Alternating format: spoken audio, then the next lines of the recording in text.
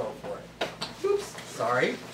So, I'm just going to take the opportunity to put this thing together right before your very eyes. I generally start with the bottom end cap. Move this out so you can see what I'm doing. And put your seal on.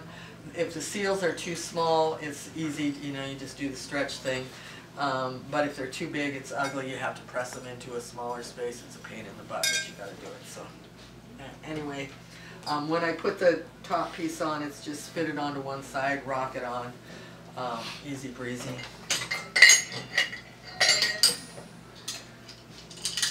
Clamps, and I'm not going to clamp this down tight anywhere. Ooh.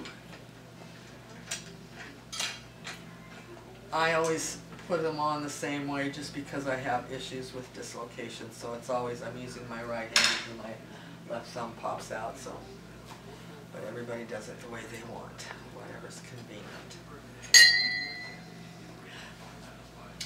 Looking at the bottom of this end cap, which is our modified end cap, which actually really allows you to do the extraction process at all. But when you're looking at this, you notice when this end cap is on, you only have about an inch underneath those extensions for the hash oil actually to be. So I just want to draw your attention to that. If you are extracting just with a single stack, you're only going to have about this much room at the bottom for hash oil. So that's fine if you're only running a column or two or three of bud, but, well, bud, maybe a column or two. It depends. You'll get to know what produces what. And you're fine, but if you wanted to run a multiple number of columns, then what you'd want to do is stack a couple of these. And one of the configurations that we have, actually it's my preferred configuration, the ultimate solution gives you 2 of these capture chambers and a couple of columns and a bunch of spare parts and Lexan lid and whatnot. But it allows you to stack columns so that if you have a big pile of the same strain, that you can keep running the same strain in the same capture chamber until you're done, so that when it rolls around, because we're all looking at testing. I know not everybody's testing yet, and I don't test everything yet. I mean, if it's mine, that's like, well, I don't know if I'm going to go pay to test it. But if I'm extracting for other people, or actually a lot of the people that I extract for ask me to get it tested for them, so we get stuff tested as well. And it's rolling around to that. We're all going to have to test. In the end, we're all going to be testing. So the advantage is if you're running those stacked columns and you're running everything into the same pool, then you've only got one test. Everything that you pull out of this column is the same test. So the more you have in there, the farther your testing money goes. That, you know, there's the balance of, are you going to run same strain, are you going to mix strains? I mean, all of these things come into play. Certainly, most of us are more favorable to strain specific. I mean, you know, if somebody hands you a bunch of mixed strain, well, you know, nobody ever hands you mixed strain flowers. Nobody ever hands you flowers and says, I don't know what this is. Have you ever had, oh yeah, every once in a while, the label fell out off, I don't know what this is, but I mean, you know, generally, so we like to stay strain specific, but you can't always. So, at any rate, that allows your testing to go farther. So we're just going to show a single stack for simplicity here. Now, when I first started it, the next thing that I did was start building the center column, but you resist doing that because that center column, if you put the center stack on first, then you can't screw these threaded fittings on, so we do the threaded fittings first. This particular nipple, it has a long extension down. This is your overflow nipple. So here we're putting a 1/4 inch valve on here. Notice I'm not taping any of these. Before you thread them on tightly, of course you're going to want to use PTFE tape. I'm going to grab. Michelle, yes, would you go in from your mom and get a roll of PTFE tape for me, please? yes. You're talking about Teflon tape. Yeah, Blue. yeah, yeah. It's just yellow gas tape. I just want to make sure everybody sees what I'm talking about. And so, okay, that goes on there, and it's going to have an overflow tube coming down into it. So this fitting is it's a Brylock. It's a compression by a 1/4 inch compression by 1/4 inch male MPT that goes into that fitting. And so that side is now ready. And the next side, this is our gas stack, and this exhaust is empty. So this is the tape we're talking about. And I do include this tape with, I have one system that it's the cheap one, it's the budget system where it's just the single system, period. And you can run with it, but you have to empty the column before you can load the column, before you can run the column, rather than have 2 columns so you can run one while you're loading one. It just makes it faster. But it's cheaper, if you don't have budget in it. All the rest of them come with tape as part of the kit. And some other added parts. So, okay, so now we're coming off of here with a couple of various fittings. Off the top is going to be a 3/8 inch ball valve that's going to be running our the hose for the vacuum or for the recycle pump. So that valve is going on here, and it is a 3/8 valve. Here we go.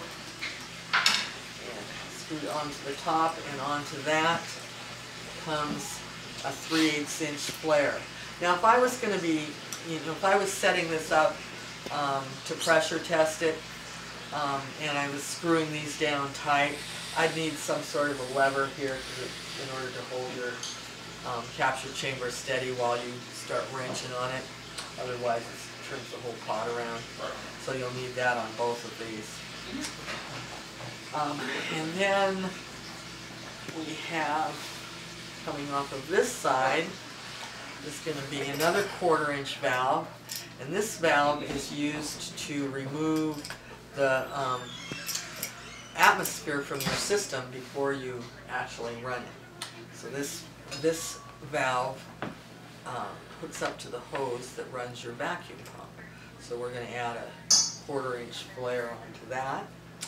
And then on this other side, we're going to put this bushing in, another bushing, and a 1/4 inch flare, because attached to this is going to be another 1/4 inch hose, which connects your gauge. The gauge is the heart of the system. That's how you tell where you are in the process. Okay, so that lines up all of our valves for the 2 stacks. So this stack is all gases. You got vapor coming out of here for your vacuum. You've got vapors coming out of here for your recycle pump, and over here you're just keeping track of your pressure and vacuum. So this is a dual gauge, because a portion of the time you're in vacuum and a portion of the time you're in pressure, so it handles both of those situations. Okay, so now we're going to start working on our center stack. This is all of these ball valves you can rebuild, and generally you end up rebuilding them while you're running, because that's when you figure out they've got a leak.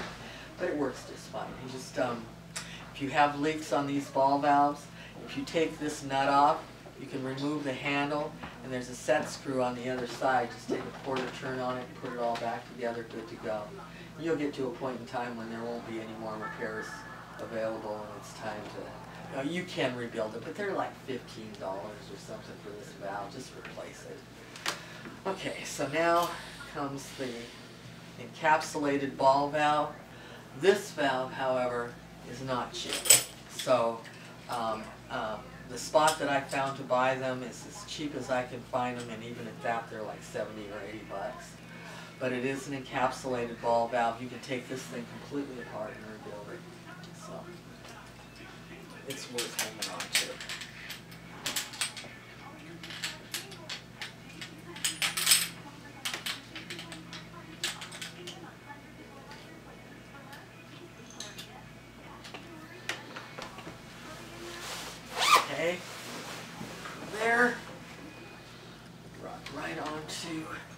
this is a concentric reducer.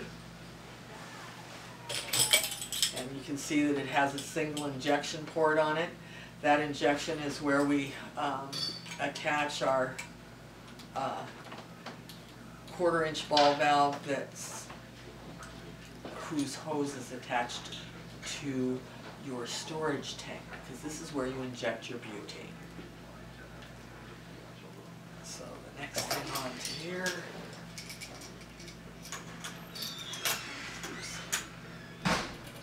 Ooh, I may have.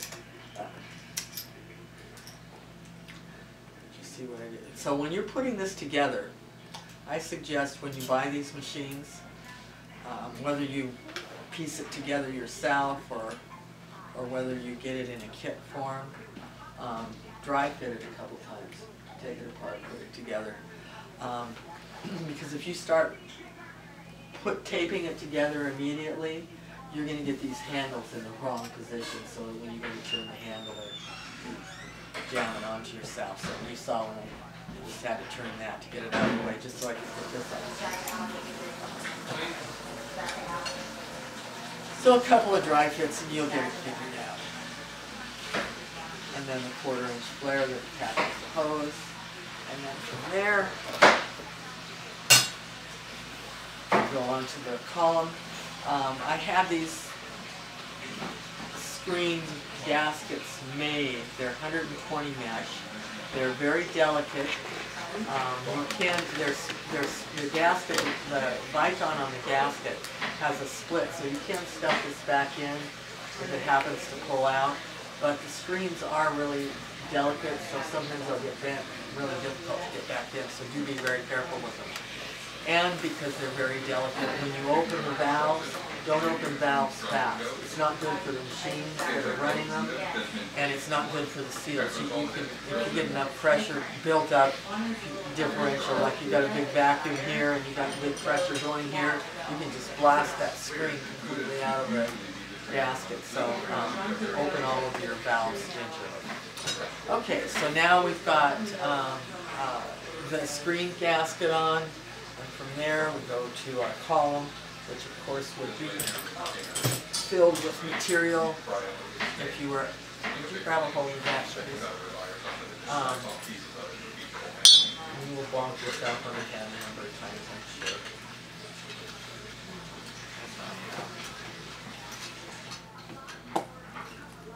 And then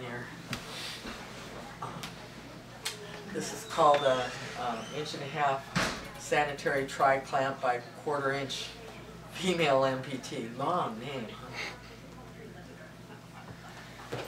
And this clamp goes on top.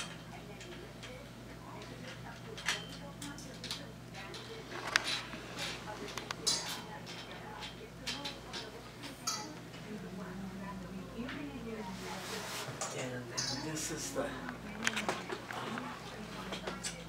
compression fitting by male MPT, and then your overflow tube. Let's pull this apart just so. Let's talk about this little fitting before we go further. This compression fitting has these two little ferrules inside of it, and ooh, that one is spacing wrong. Okay. So you can see there are two tiny little ferrules, and you pull this thing apart and they will end up all over the floor. The first time I did it, it's like, oh shit, now I don't know how they're supposed to go in here. So then I opened that one up and did the same thing, so I had to get a new one so I could see it. Anyway, so how they fit in is the small one goes in first with the rounded edge down and the more sharp edge pointing up.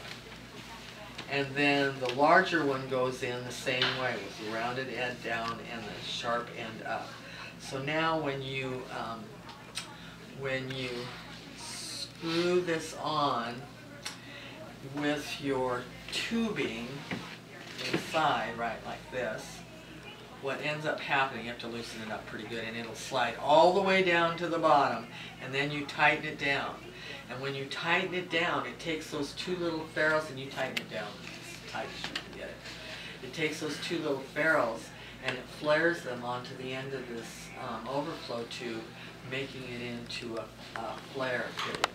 So now, after you do that, when you unscrew this nut, it stays with the flare, and this can attach to a different flare, or you can attach a different tube, a different size tube if you were changing column sizes, such that you can attach different tubes to the same lid. Does that make sense? Okay. If you don't get it down all the way when you tighten it down, it will tighten that little flare fitting down without the tubing, and so you need new flares on it. So what I generally do is get this going in here. There we go. And you want to loosen it before you fit in the tubing.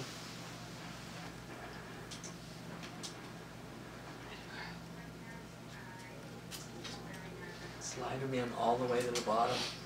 You can feel it clunk down. Questions? It's pretty straightforward. But I put together a few of them so it goes pretty fast. Is this the standard basic unit? This is the budget unit. You can buy this for $16.50, and you can run. This is what I started with. And the first thing I said is I want 2 columns, because you had to wait and you had to unload the column and then reload it and then put it on, then start again. So that was the first thing I did, was get 2 columns. And then the second machine, which is the standard machine, has 2 columns. It has spares of all the seals so that when you drop them in the dirt, because you will, that it doesn't stop. You don't have to stop and clean them up before you put that in. And also the clean out kit. Clearing these columns can be troublesome depending upon what you decide to do. All the folks that lived out in the country just went and got compressors and just blasted them out. And meanwhile, I was here in the city thinking, no, I can't do that. And I got a big drill with an auger bit JD found for me. It was a pain in the ass, and then it ripped hair out of my head, which is still growing back. When it rips it out by the roots, it takes a long time for it to grow back. And so immediately we went to the compressor unit. So it's just a clamp and a quick release and a valve on it so that you can hook your compressor up to the column and blast it out. And the issue is when you live in the city, I mean, I had to kind of explain my neighbors who were all getting roofing. It's like, you guys got to throw it into a container instead of blowing it up into the air. The alley was all green. And so then the ultimate solution was the very last rounds of things that I was like, man, I wish I had another spare capture chamber so that you could stack them, as well as a Lexon lid kit, which actually makes a vacuum oven out of your capture chamber, so you have a clear lid that you can watch what's going on when you get down to a certain point. So even if you have too much butane, for those of you that have done open blasting, when you got the soup, it's okay, I opened it up too soon, I've got all this butane to recapture, but here we are. So rather than hooking the whole thing up, and you could actually just put the vacuum on, and it's got a valve for the recycle pump. So all you do is pull the atmosphere out and then recycle the rest of the butane that you've got still sitting in that capture chamber until you get down to the level of puttiness that you want. Whether everybody's got their own system of how to do things. So you get to the point that you want, that you're going to work it in your vacuum oven, and then you can remove it and move on. It just makes it's a really good learning tool, and it's handy for when you screw up and leave it too soupy or whatever to recover yourself. So, and that runs, so they run 1650, 1950, and 2450. That's all written online. Or you can do it yourself. It's not really that hard. What are you saying? You're saying butane comes in here? Oh, yeah, let's talk This is about the it. input, you close this valve so it shoves it up this way, Correct. This and is then it comes, okay. it's a flood system. So what the first thing that you do is open all your valves and pull a hard vacuum. There's three things that you don't want in the same place at the same time, and that is butane, oxygen, and spark. So if you remove all the oxygen, if anything else happens, at least one, you're not going to explode. If there's no oxygen in there, you're good to go, even if a spark did occur. So you pull all the atmosphere out, and then the next thing that you're going to do is inject butane. So if you close, so when of course this is a vacuum valve, and you're going to close your vacuum valve, and this is your recycle valve. Now you've got your recycle pump going, and you're going to open your butane injection valve. These are pull in the right direction. It's hard when you start. So when I open this valve and inject butane in here, because this valve is closed, it's going to fill this column upward. And you can just feel the cold on the overflow tube. You know when it's full because of the chill. And you keep track of that, keep count of that, and you know how long it takes to fill this column. So, however many times that you want to flood it, we don't recommend more than 3 times. After that, you start pulling crap. So you let it fill up and then you just let it drop, or you let it sit? Well, generally what we do is we flood it 3 times and then drop it. So, okay, so you come in let here, the stuff in, and then you overflow, closes down afterwards. so you let it come in. As soon as you feel the cold, you'll shut this column or this gauge or valve, and you'll shut this valve. And when you do that, now you're holding pressure inside of here, so you're holding liquid butane inside of here. And during that period of time, whatever butane has made it down into the capture chamber, which you have sitting in warm water, whatever. Shouldn't be, you got the ball valve. The ball valve closed. Well, yeah, but when you flooded, there was some overflow in it. There's gas that escapes. So you've got this valve open, Oh, okay. and this valve open. I mean, if you don't have a valve, if it doesn't have, Right, yeah. it won't fill. Yeah. Right. Well, it'll fill to a certain point because you pull the vacuum on it. So as soon as I fill this, filled this column, then I close this valve and this valve. Now I have this held under pressure. So how long do you let it soak before you let it down into the chamber? Well, actually, only until I get down to 0. No pressure, no vacuum in here. When I get to that point, I'm going to flood it again. Open this valve and open this valve slowly and allow it to displace a complete column of butane down into your capture chamber. Then you close this valve, close this valve, and now you hold it while you're gassing this off, right? So when you gas this off, you get back down to 0 again. You open this valve, flood it again, close this valve, gas it off. So you do that 3 times, and then at that point you open this valve and drop all of the column butane into the capture chamber, then the overflow butane into the capture chamber, gas it off, and you're left with your hash oil at the bottom. But that's not full. I mean, that's not completely full the first time around. Yes. So like when you put butane in it, it's totally full of butane, and that's frozen on the outside. Well, it won't be frozen on the outside until because you're holding a vacuum in here. Yeah. So until butane starts gassing off, that's when it gets cold. Right. Butane requires energy to gas off, so it just sucks all the energy from everything around it. So this won't start freezing up until you open this valve. Once you open this valve and drop the butane out of this column, then you're going to have butane gassing off from the particulates that are still in your column, from the cannabis that's still in your column that's been soaked in the butane. When that starts gassing off, this column will get really iced up. That's when we warm it up to keep it from, and it keeps the extraction process going. It keeps the gassing off happening. Whenever you see frost, you know that the recovery process is slowed down to almost a stop. So you need to keep that chill off if it slows it down too much.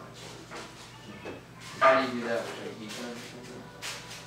So what's the deal with them with the dewaxing chamber? Why are we where guys running it, you know, Sub-Zero's got their big old dewaxing chamber on there. So does that freezing everything inside, or you're saying you warm up the tube? No, I'm really. In the very beginning, I mean, so the deal is you go both directions, okay? Yeah. In the very beginning, when you're extracting, I mean, if you go out and look at, our tanks are held to about -70, Mhm. generally where we're holding our butane tanks. So the, Is it in butane or ISO? we're using hand butane right now. Okay. We'll do a, Yeah, so it's we'll do a lecture. 5X, on that, whatever, so yeah. It doesn't, we'll talk about butane. Don't let me forget to talk about butane.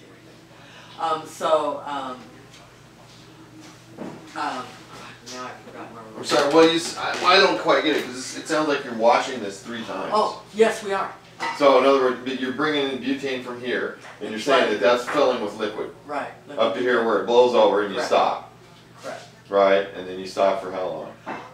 However much time it takes When that- to recover the butane out of your And how are you gonna know that? Because the pressure's gonna come back. pressure change. The atmosphere is gonna come up from that. So you've sucked it down into there already. So now we're gonna do it. Then you're gonna do it again, 2, 3, and then icy.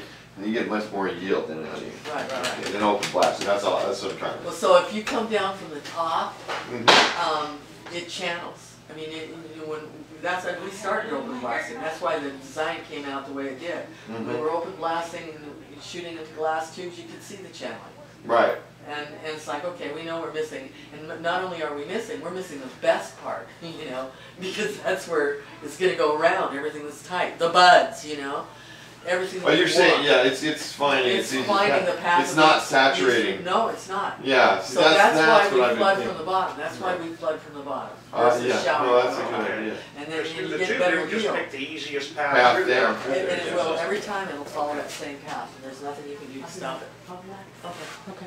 Yeah, that's interesting because then also, then that makes the case for the bigger tube because we took a 2.5-inch stainless steel tube and we've been blasting it. Then I went, genius that I am, and put a dewaxing chamber on the outside of it, filled it with alcohol and dry ice.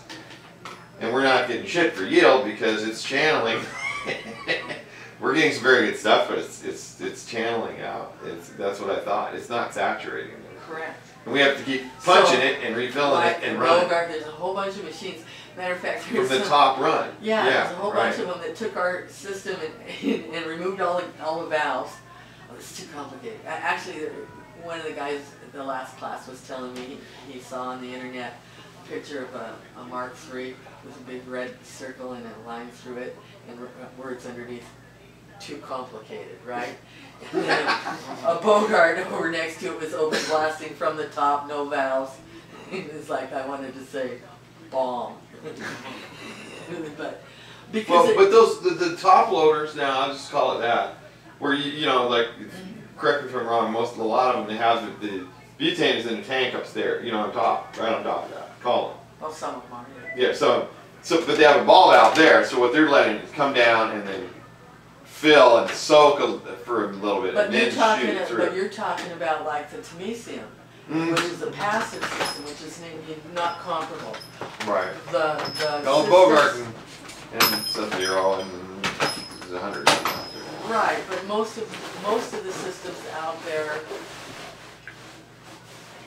I could be wrong. There's some out there that I know there's some out there that do it a contained amount. But most of them are not, that are shooting from the top. They've just they're hooked up to a big tank, a storage tank, Yeah. and they're just blasting for however long they've decided they're going to blast. Right. Those are the bombs, Yeah. because there's nothing stopping them from filling it all the way up. And what ends up happening, and I've seen it happen a number of times, the most expensive. Well, if you don't have a way to You don't have- release the off Well, they were gassing, talking, yeah, and so the thing that you're going to go through the most of with these machines is recycle pumps. Get your pocketbook out, you're going to go through it. And the quickest way to kill a recycle pump is to put liquid butane in it. Dead. Don't even open it up. Don't send it to the repair shop. Just put it in your recycle pile and send it to the dump. Because That's the only thing. Even with the rebuild gaskets, the Apians and or Appian or whatever. You get butane in it, put it in the trash. Don't bother opening it. Well, there's a new pump out that Eco Green is on their website, and I think it's on use now, right? It's a new pump that's very good. Oh, yeah, the green It's the one that green the one. guy up from California was talking about. He was supposed to be picking it up with his 10-pound process machine. They were the theory pumps okay, running so yeah, on we've hemp got oil. one, JD's got one, and I haven't gone that way. I just I don't think it's the solution. It's lubricated with hemp oil, but that's Oh, going I to don't know about contaminate that too, and it's so I don't want that. So we're still working on pumps. Yeah. It's there's a bunch of stuff happening, but the solution we haven't got the permanent solution yet. And I've done Carasaver, Appian, Promax, CPS, Haskell. What's that little rattly ass pump that we bought? I haven't even hooked it up yet. The pre-pump that Welch pump. Welch pump. I have one of those too. I mean, so you're going to go through pumps. So the first quickest way to kill a pump is to put liquid butane in it.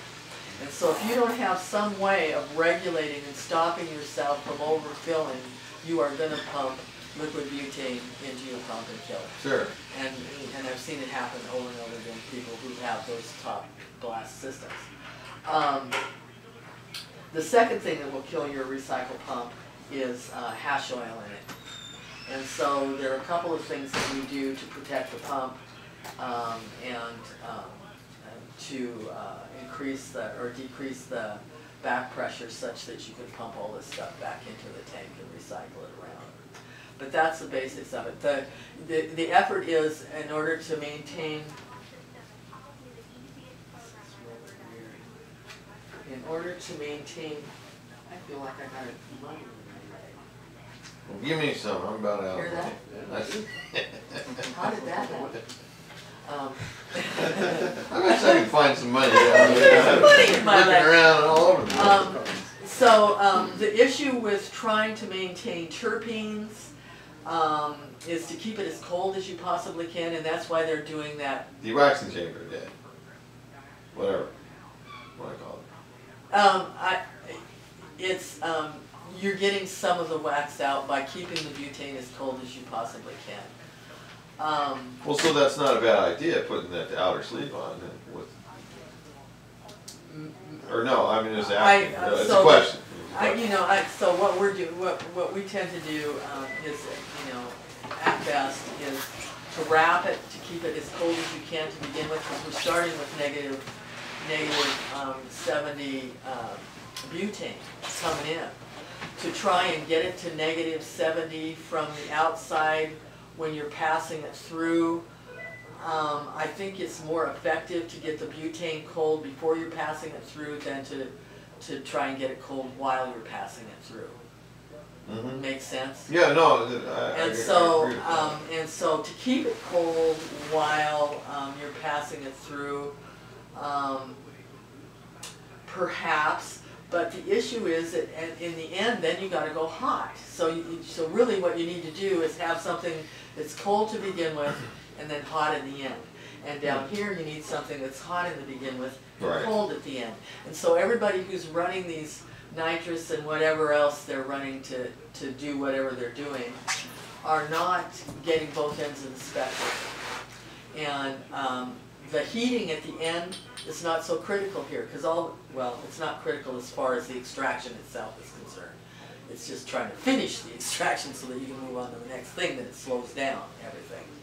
But it's not, by heating it at the end, you're not going to gain terpene profile. Yeah. All you're going to do is finish your extraction without having to wait forever. Because your extraction pretty much has happened with the liquid butane, which has all been dumped down here. So you've already done the extraction. Now you're just trying to heat it up to get the rest of the gassing off to occur so that you can move on to the next column. So that's the process. Mm-hmm.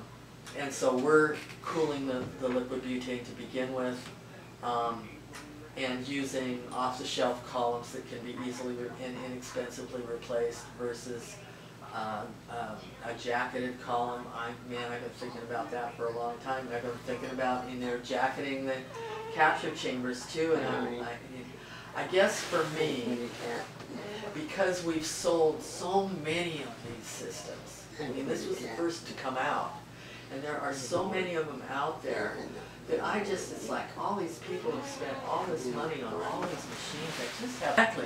And so, and JD was like, oh yeah, well you can just flip it upside down. I'm like, fuck that. You know, obviously you're not production, man. Fuck that, I'm not doing that. And, you know, let me do some, I'm glad nobody else gets to see this stuff. I worked my way through college working road construction. I'm sorry. And I have not cleaned up my mouth. I'm trying, but it's hard to do. I still do construction. The guys were having trouble getting that 10% return. So it's like immediately, it's like, dude, you know, I can see. I took the scope out. It's like I can see these big globules of. I mean, it wasn't even leaving the trichomes. It was melting them and then leaving the glob. You know, it was all like it was still there. And so it's like, oh no, we've got to BHO. So it's like flood from the bottom, so you get it all penetrated, well penetrated and saturated, and then shoot from the top and blast it all down. So we go both directions. And that's working just fine with this. And Yeah. that's why you have to have a bigger catch tank on the bottom for all that. Yeah, for that weight, for the volume, because you got to be able, whatever the volume of that chamber is, you have to have enough space in your of the column. You have to have enough space in your capture chamber to contain all of that liquid butane with a 20% spare space factor for expansion. So that's the other thing that I see with a lot of the machines that are out there is they'll bring in this giant column. I have actually seen machines come in with columns that size and capture chambers this size. It's not going to fit. Yeah, I mean, that's a bomb. Right. But, Well, no, we're not hooking that up in my house. well, Carla, again, why not? Why no? Then why not the dewaxing chamber? Why not? I'm not. The dewaxing chamber is. Or whatever, the column with the, you know, putting Yeah, the ice and alcohol in. Well, they're putting dry ice and. Dry ice and alcohol. Alcohol. Yeah, which you get down. But we've achieved about 9 It's accomplishing, what they're trying to accomplish is the same thing that we're accomplishing by chilling the butane first. And my view is, I would rather chill the butane, you're using dry ice and alcohol in wherever you're using it. So why not use it so that the butane is cold already and cold capturing before you put it in. rather than doing it while it's in there. Damage is already done. As soon as the wormhole butane hit, you've already gassed off. You know, it's like, so you know, if you're going to do it in the right spot. But is there any advantage then if you were even chilling your butane and have that dewaxing column? Is there any advantage in it keeping the fats in the lipids in the material rather than having to winterize later? Okay. It may be an advantage. You might be pulling out more wax, but no matter whether you use that dewaxing column or not, when you're through, if you actually put suspend it in ethanol and put it in your freezer and do a winterization process the way we do it, no, I read all. then you will get way more. I mean, it's a misnomer. They're pulling out maybe, it's kind of like, you know, decaffeinated coffee. Well, that won't is only do like it. 98, okay. It's 98% caffeine instead of 100% caffeine. They've taken 2% of the caffeine out. Okay, they're taking 2% of the waxes So it's out. just really not effective. No, not if you're medical. Okay, I mean, it maybe pulls a prettier shatter. Sure. But if you pull it all out, the fact that they can actually pull a shatter with it means for a fact that wax is not gone, because you need the wax to form the crystalline structure for that shatter to occur. If you dewax something, it won't shatter. There's nothing for it to shatter with. And, you know, you have to have something for the crystalline structure to develop around, and the waxes are gone, that can't happen. So the fact that they're pulling a shatter with that dewaxed ash oil means that it's not dewaxed. So it's, what they've come up with is a really nice gimmick, and they've sold a lot of machines with that gimmick.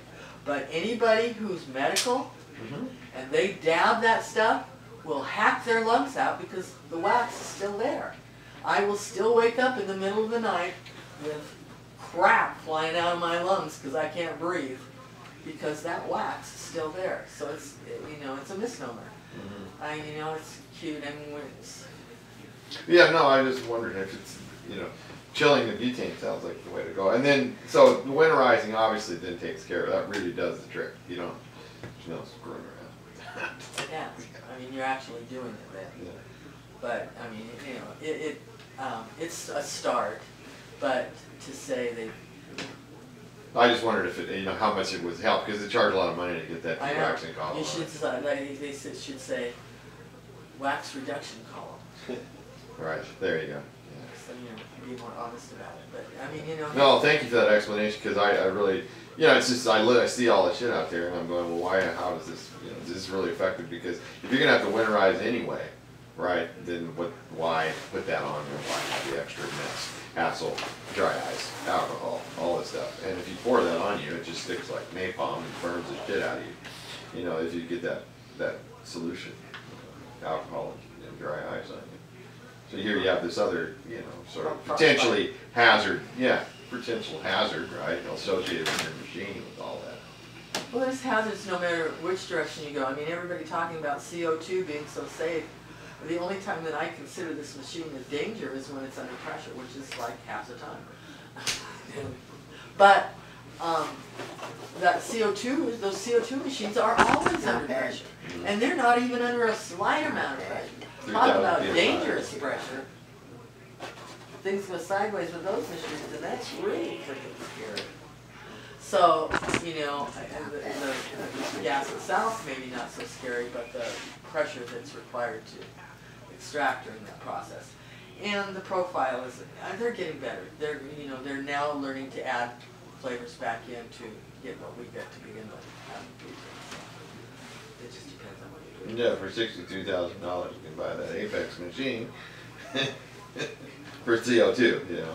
I mean, that's crazy, huh? Yeah, and, you know, so it costs 10 times as much, takes 10 times as much time to do it, but you don't get 10 times as much money for the oil. Right. So, you know, it's like, how do you do that? So, at this point in time, with material preparation is an important one, because anything that you add in here that you shouldn't will affect you all the way down the line, as well as everything that you do right will be rewarded all the way down the line. So the first and foremost is to get your material dry. Even if you think it's dry, put it through your DHU room. You know, and DHU room. Does anybody have one? Does everybody have one? You have one? Build one. Don't even think about it. Don't try anything else. This is my home. Kind of. It's the business home. I have a bed, and I used to have a closet. Now I have a wall with my whole clothes hanging on it. Because I had to give up my closet for dehumidification. I tried everything. I didn't want to give up my closet. Okay, I don't want to live in just a wall in the bed. But no choice. You must dehumidify. There's no alternative. So, What percentage? dry as you can get it. Here, as dry as you can get it. I mean, it's like I just turn it on. You throw it in the hydrator? That adds heat. So. Freeze drying is best. But the issue with freeze drying, I mean, if you were in California, yeah, but you're here. As soon as you take anything out of the freezer, it's so humid out, it just all goes. It makes it even worse than if you didn't freeze it. That's what I found. So the only way, if you're going to freeze it, you have to have it packed in whatever you're going to be extracting it in, and seal it off. Because as soon as you pull it out, minimally, I mean, at least you've only got that little bit of area at the top and the bottom, but it's going to suck down pretty fast. That's what I've found anyway. Yeah, I'm just trying. Yeah, that's what I've found. So the best solution to the problem is build a dehumidification room and just dehumidify everything. So if you did a dehumidification room and then you froze and freeze dry your stuff in the tube and then blast it, then you're well, the best my concern about is getting it from, you know, as soon as you take it out of the freezer. I mean, it happens instantly. Moisture just goes to that cold tube. Instantly that happens. So it's like, okay, if you had, maybe if you set your column up such that you put the end caps on, and on the end of the end caps you had valves so you could seal the valves off, and then you connected the valves to the machine after the fact, pulled the vacuum on everything around the outside of it. I mean, you know, if you did something of that nature, yeah, that's a lot to go through. Build a dehu room. And, you know, even I noticed the difference walking from the dehu room to in here. I mean, we're just human. We have a water issue up here. And so that means that we have filters all over the place. When we go out there, I'll show you. I mean, you know, somebody from Cali, one filter. Somebody from Northwest Oregon or North, freaking put every filter, buy the biggest ones you can find and put them everywhere. Because you're going to have water. And oh yeah, by the way, piss off your tank periodically. So I mean 20%, 10%, 0% is what you're looking for. 0% 5-ish. Yeah. To less. I mean, you think about when the times that you've extracted and then repacked, how dry it is, how you know how it's really, really dry. Because butane's extracting that water too. And it goes, and this is just the beginning, is in the very beginning, if you have moisture in your material, I have cotton mouth, water over here filtering. If you have moisture in your material, the first thing that's going to happen is that the moisture carries the chlorophyll. So then, and if everything's warm, and as a matter of fact, the butane will take the water anyway. Butane is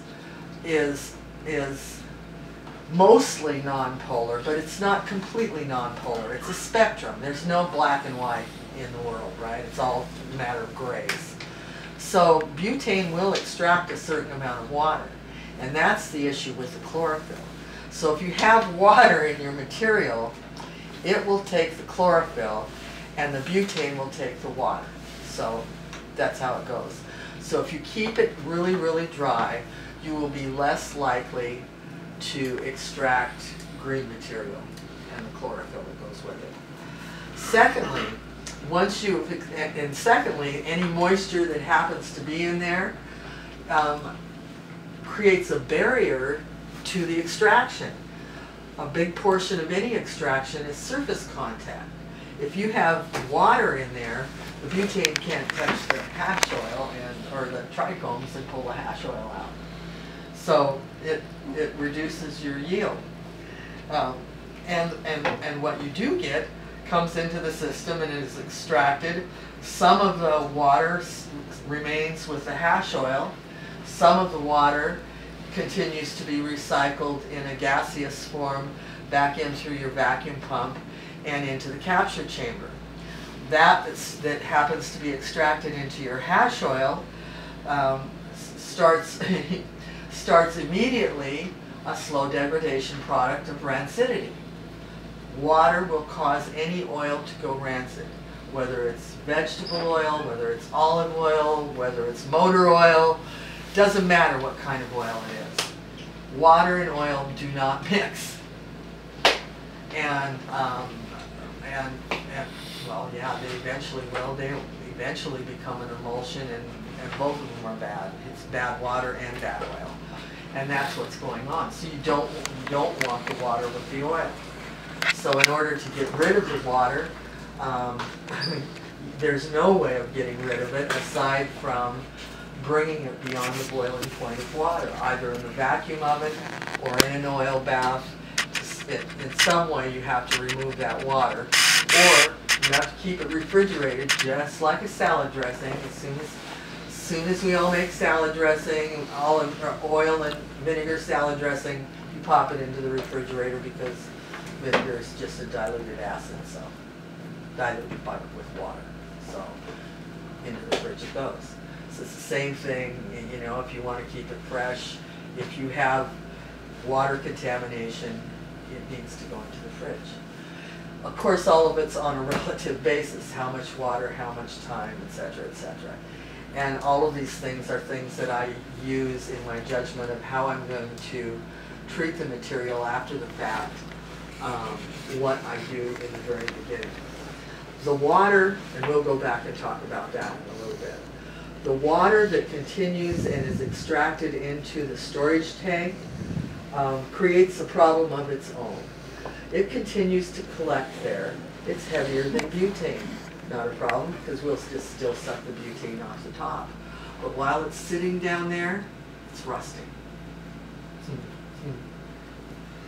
And eventually, it's continuing, and every extraction you make, you're adding a little more water, a little more water, a little more water. Eventually, that water level gets up high enough that you're at least meeting or above the dipstick for your storage tank. Do y'all know what I'm talking about?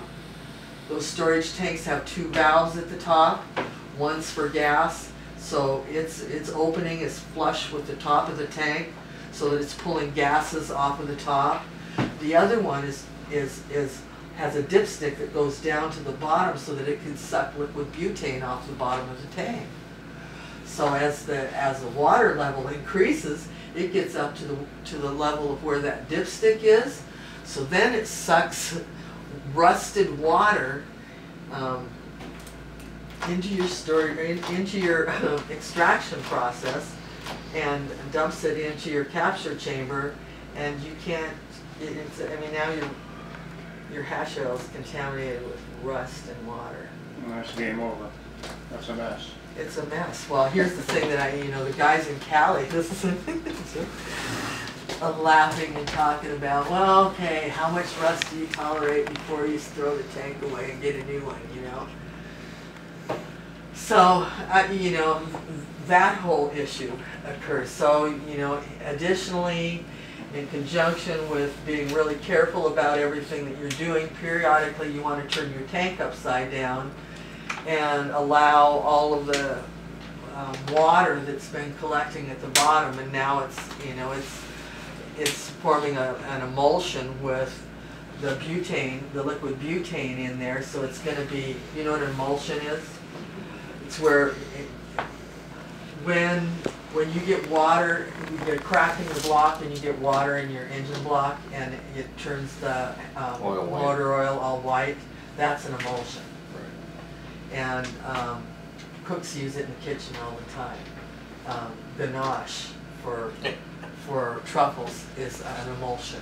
So, at any rate, so that water forms an emulsion with liquid butane, and it's all kind of milky and rusty and disgusting. And so you just open if you turn it upside down and leave it set for a few days, and let all of that sludge work its way to the bottom, then you can open up the gas valve, which is flush with the top. So all that emulsion is settled down on the top of the tank now. So when you open that valve, it just spews out all the garbage, and then the butane will come out and blow it off. So that's, so you need to do that periodically. And so there's a lot of little things about extracting, little maintenance things that are really critical to an end product. So having a few tanks and flipping them. So the water is heavier than the butane. Yeah. It sinks to the bottom. Yeah. When you flip the tank over, how long would you let it sit? You say a couple days? Well, it totally depends on ambient conditions, atmospheric conditions. Okay, like we got here. Like we've got here, man, I leave it set for like a week. Okay. But in the summertime, a couple of days, work its way down. Bring it in the house. Yeah, well, I don't know, I don't like bringing butane cans in the house. Bring the warehouse. Yeah. I don't tend to like any. In the warehouse. Yeah, yeah, in your work area. Yeah. So, yeah, and let it warm up. But so those are all just little things. So now, the next thing is, we were talking about surface area before. This is a bunch of trim that was donated to me. Like, I don't know how wonderful it is. And pretty much everything that I have in there is either donated material for the cancer program or it's stuff that we're running for pay for other people. So, oh yeah, here's some bugs in here, so that'll be okay, right? There's a number of things that you can do once you've dried your material out really well. If it's you really need to decide what your end product is going to be. If it's going to be a cannabis cup entry, you're going to want buds that you haven't damaged in any way. They're buds that you've been really gentle with, and you're going to drop them one at a time in your column, right? And you're not going to pack them down much at all. You're just going to kind of like gently set them there, and you're gonna Like whole colas? Yeah. Oh yeah. Take it off the whole stalk, buds. like trim it down first? No, whole buds. Take the bud, cut the big bud, drop it. Make sure that it'll fit. Make sure that it'll fit, and just drop it in whole. Serious, I'm serious. You want a beautiful, so you get, people say sativa, that sativas are lighter in color, but I don't think that's true.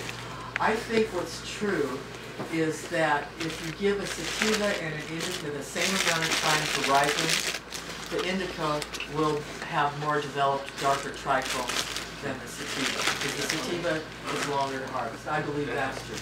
So I believe that's the reason that people say sativas are lighter, because people generally take it all at the same time, right? But I think if you pull an indica early, that you could, which, anybody who's, I think it's just set us up for perfection. They want light colors. It's like, fine, give them light colors. Take an indica down early. Now you got a 5-week turnaround.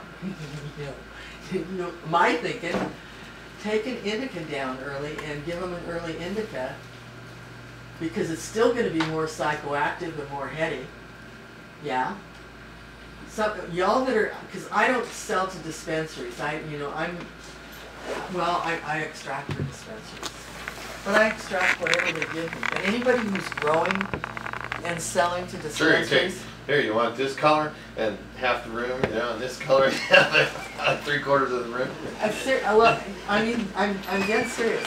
So you could take a 8-week, 9-week, 10-week.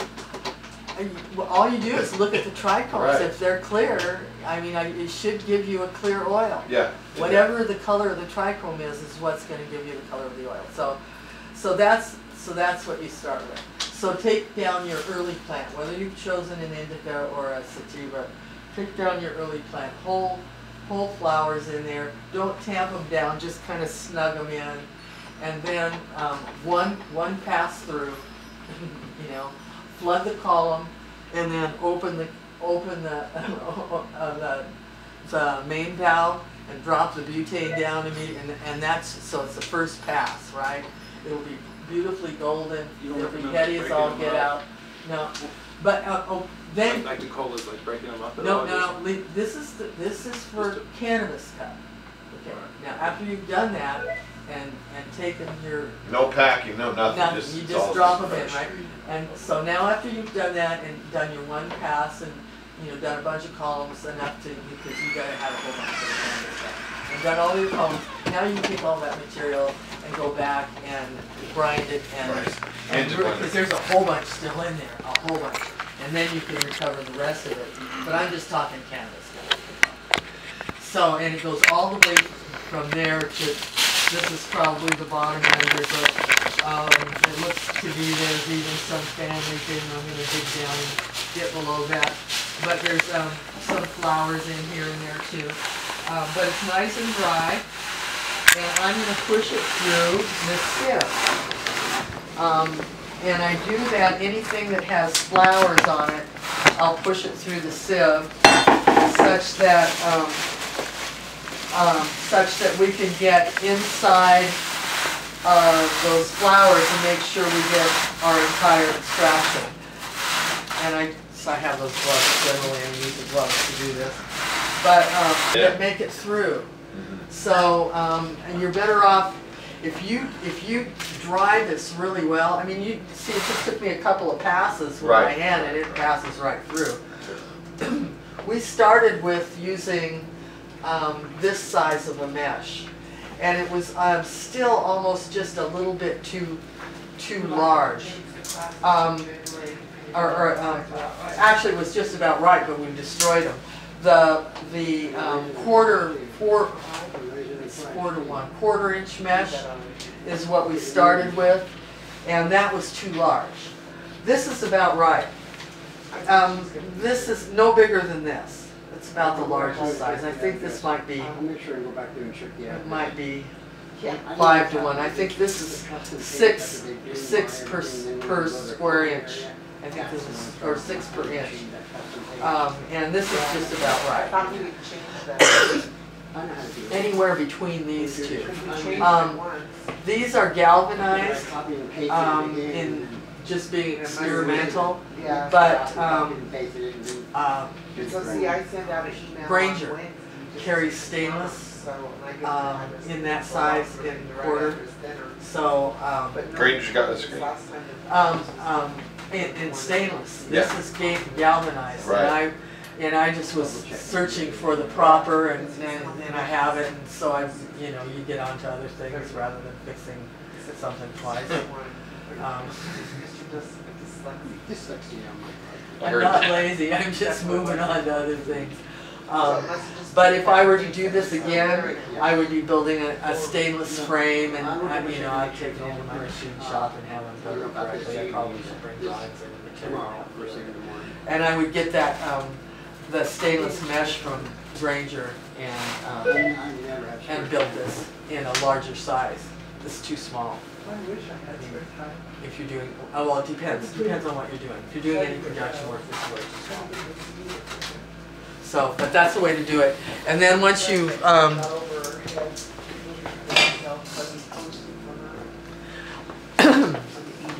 once you have enough there, almost let me do more.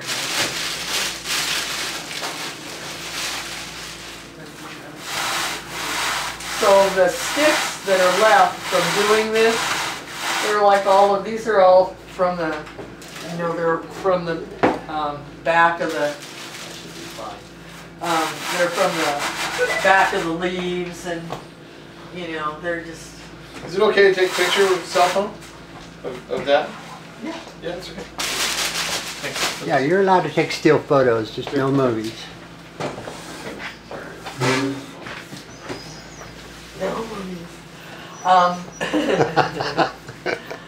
But the interesting thing is that I continue to collect these. Somewhere I had a bag that had some of these, but I continue to collect them. I've got a big bin of them, and then after I get a whole bunch of them, I run a spool, a 6-inch by 24-inch, one of those monster spools, and pack it all with sticks and run columns of sticks. And the oil that you get from those sticks, sure, the oil that you get from those sticks is incredibly sedated. It's, you know how there's those people, male or female, that you wish they just would sit on the couch and be furniture art and just never open their mouth because it ruins everything as soon as they do. I have a wife like that. You have a wife? Like that. Now? Yeah. Oh, I'm no. just teasing. I was going to go, no. But at any rate, if you give them oil made from sticks, they will become that piece of couch art that can't talk. Perfect. Just saying. Just saying. Okay. Lots of sticks couch lock. There we go. That's great.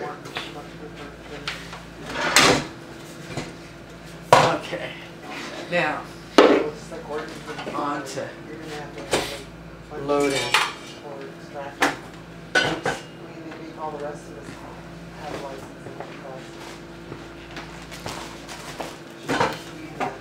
All right, this is an 1.5" by 24" column. It's really the ideal size for our little machine. You can run a longer column on it. We've run 36" columns, and that didn't seem to slow it down, well, a little bit. The length of the column probably is the most, has the most effect on the speed of the machine. So the 24" column is really the fastest. So, did you see how I did that? All I'm doing is trying to get as much of the rough portion of that filter facing down, such toward the material, such that anything that gets stuck in there, or anything that passes that direction will get stuck in there. Just use one? I generally do because of that really fine filter we use. I'm missing the end cap and clamp for loading this. They're not inside the bucket?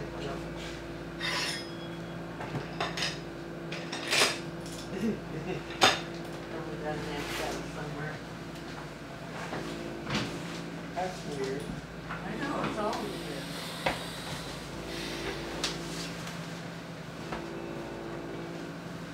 Is it on? It's on the end. Was it on the bill? No, it probably ended up outside. So at any rate, I stuffed that in there and put an end cap and a clamp on it. That is one of the things I dedicate a clamp to loading, such that because there's no seal in there, so the thumb screw screws down pretty tight when you don't have that seal in there, and you end up loosening and tightening a lot if you mix them back and forth. From using them on the machine to using them for loading. So I just pound that down, making sure that I get it packed all the way around the edges such that nothing escapes. So anyway, there's 1 meter past the one that was shut off. Just bunch them there. And since that guy loaded for 2. Yeah, so that works. Okay, good. And then I just generally, after I do that, a handful at a time, just kind of sprinkle it down. As soon as I get one handful in, Yeah, because remember here, I run this dowel down. I don't pack tight, I don't push tight. I'm making sure that there are no bubbles, no air bubbles. We just jam it in there. Do you? Yeah. Well, I'm glad to learn that I don't need to be doing it. well, if you think about it, I know, if you think about it, it's surface contact is an important part of an extraction process. And if you pack it in tight, you minimize that contact, so you minimize your yield as well. I did an experiment where I did multiple different packings and calculated yields, and loose pack's always better. But you get to the point of, okay, how loose do you make it? Right. You know, and actually, you can do more runs faster if it's packed loose. You're better off to have it loose to moderately tight. And so I just, every handful, make sure that it's, packed equally all the way through, and but not tight. That's when we watch the videos, and these guys, man, it's like they're pole dancers or something, trying to get more material into the column. I'm like shaking my head. Wow. Y'all, think about it. No. But you can, it's all situational. So if you, and then I want to make sure that that's all clean. It's all situational. If you have a bunch of material, if you're running a bunch, I mean, the guys that I talked to from the Golden Triangle, it's like, do 2 passes, pack it tight, do 2 passes, and move on to the next. And so, even though I laugh about packing it tight, everything's situational. There are situations where, I mean, there's situations where I've packed it tight. It's like, I guarantee you that if this was the end of my run, and this was my last column, that would be in here. I guarantee you that. So it's all situational. So everything I say, in one situation or another, could be false. What is it Buddha said? Trust nothing you hear, nothing you see, nothing you read, nothing that is said, even by me, unless tested by your own mind. So I figure it out in this situation, does it really work? So at any rate, I've got this from a previous pack, and I'm thinking we would take these two, run these 2 columns, so will give you a chance to see one run, a column change. I will also shoot 1 can of butane to show you loading cans. I mean, a lot of what I'm saying in here because it's cold out there. It's also humid. And I just want to minimize the amount of time that we're standing around out there and so maximize your understanding. So, okay, butane. You can purchase N-butane. And if you've got a source to buy N-butane straight from China, loaded into cylinders straight from China, I'd be good to go with that. But the N-butane that we had tested, have you all heard about mystery oil? You know what I'm talking about, mystery oil? Right. Okay. All of the canned butane had mystery oil in it. The N-butane, I had a guy test 2 containers of N-butane he purchased. So he distilled them into the system rather than just pouring them, right? And one was perfectly clean, and the other one was orange and rusty. Well, he didn't say rusty. He said orange and sticky. And in my mind, the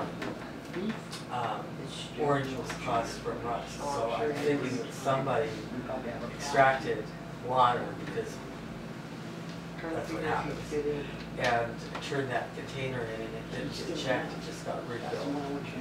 So it doesn't matter whether it's N-butane, you still might have that rust issue. But if it came straight from China or Taiwan or wherever, it's Taiwan. Is it Taiwan? Yeah. The Eco Green gets all our stuff from China. So as long as you stay in containers and don't recycle that container, it's the ones that are getting filled here because people are recycling containers that are bad. Oh, no. Those containers can be expensive after a while. So just treat them really well. If you keep them clean, pull the water out, keep the material really dry, you'll be good to go. So, butane comes from 2 places in the world. It's packaged in China, Taiwan, and England. And so they've got these 2 big vats of butane. Most of it goes for lighter butane. And so they have to clear a lot of the waxes out, just because it's lighter butane and they destroy lighters. They clear all the waxes out. So they clean that to 6 parts per billion. That's 0.000006.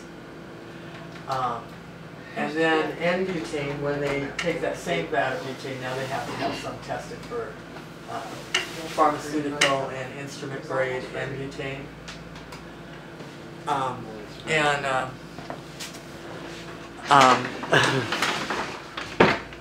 Just distracted.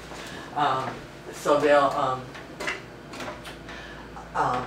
bring in your your inspector for the instrument grade and butane, which is clean, 99.5% clean. And so he comes in to test the butane, and it's like, okay, it's first of all, when it comes in, it's rated 6 parts per billion, and all he has to do is find out if it's 99.5% pure.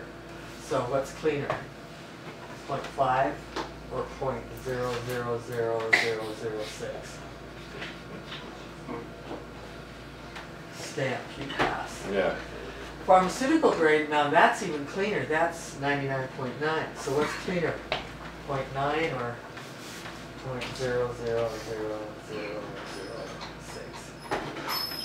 Stamp, you pass. Give me my money for inspection. Yeah, so this is just all bullshit, basically. So, the issue is that in those cans, there's the seals in the cans, and there's the, you know, some sort of lubricant that they must be using on it. That's the only thing that we can figure out is what this mystery oil is. So you can clean it if you distill it off. Mm-hmm. And so for us, that didn't, it was hardly anything. All you could do is once you see how we, oh, you can go in there if you want. Well, oh, you're listening. gonna, oh, okay. And this is Michelle. She's my hairdresser and helps me out when stuff is actually, but I need my hair cut. Guess what color the haircut I just did was? So, so at any rate, when you're distilling or when you're loading your storage tank, what you do is load a side can tapper onto your liquid butane hose that's coming from your storage tank. You just detach it from the storage tank and attach a can tapper to it. So then you pull a vacuum on your whole system, and you start puncturing holes in the side of the butane cans, and with that vacuum sucking them into the capture chamber of the Mark III, where it's sitting in hot water and gases off and into the storage tank. But when that happens, it leaves that residual stuff behind in the storage tank. So the only thing that it did to change our process, it did add enough time to unscrew the lid, wipe out the mystery oil, get rid of it, and put the lid back on and then extract. That's it. Because everything else we already did. We were already distilling it. We just didn't know that we needed to clean it out beforehand until last year. And you find some stuff in the bottom then. Oh yeah. I hope he saved it. It's like, I don't know. I've been so busy that I don't know what condition my lab's going to be in. Which butane are you using? We use Lucien. Yeah, okay, right. And so it's good butane, but then you're going to find a couple of things that you're going to find little specks of metal that are from poking holes in the side of those cans. And it ends up in there. And this, I mean, you won't be able to see it with just one can punctured. And I hope I've been wanting to just say, let's just keep that for all perpetuity. There, You still wind up with something. Oh, there you can smell it from the Lucien. Right. Lucien, yeah. Oh yeah. So Ty just can tapped a master case into one of our big tanks and saved the mystery oil. It's just really nasty. So yeah, and you can. It's like every once in a while you'll have a batch of oil that has a really strange aroma to it. People that do open blasting will complain of that periodically. You'll just get a weird batch of butane, and you can't, you know, unless you distill it out.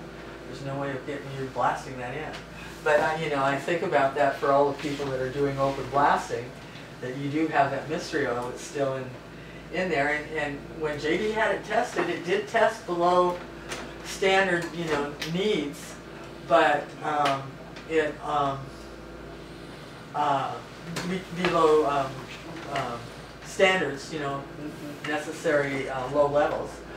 But the fact is that we use this stuff all of the time, so we're building it up in our systems as well with continued use. So that's why we really don't want it in there. You know, you do what you can until you, oh, it's like, oh, we should have been doing that.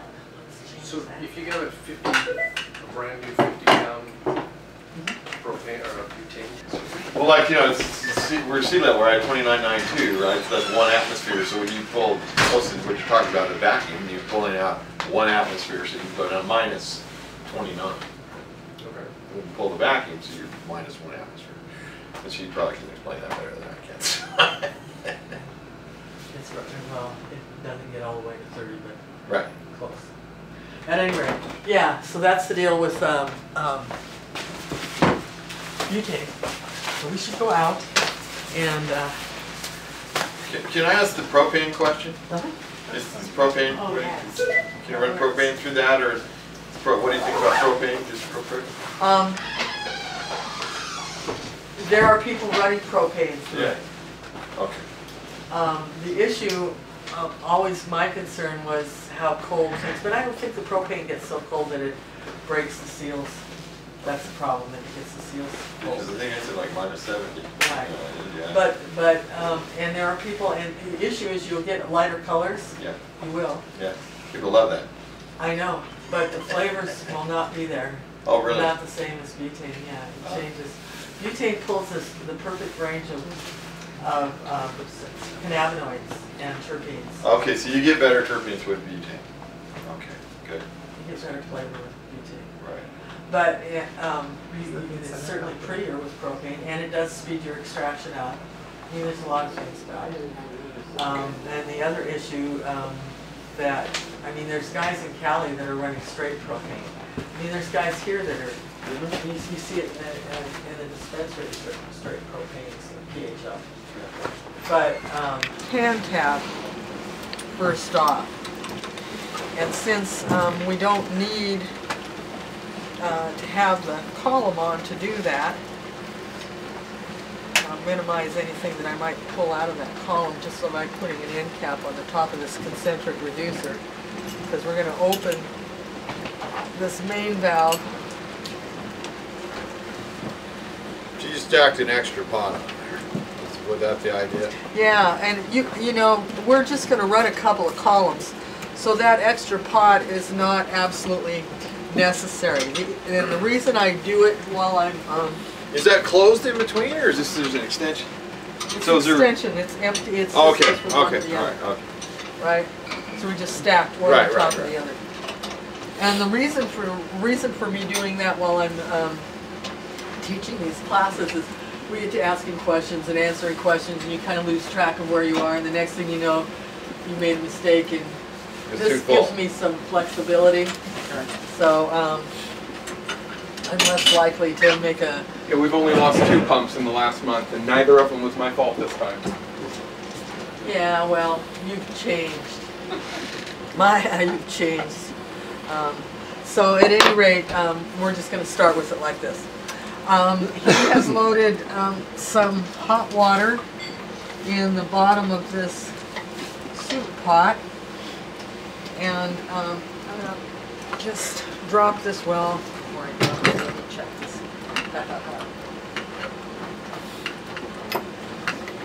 Drop this in, warm it up, and we'll hook the machine up. Is there an instruction manual if you buy one? No, we just send you off on this. We come back over here and go, Carla, what? Yeah, that's kind of what I'm wondering too, is if, you know, we decide we want to do this, and I think we probably will, we're going to need some help. This is a flash board. And go back and read a couple chapters. I mean, that's why this video is going to be available for y'all. You'll be able to come back and look at it. I also have an assembly manual that comes with it.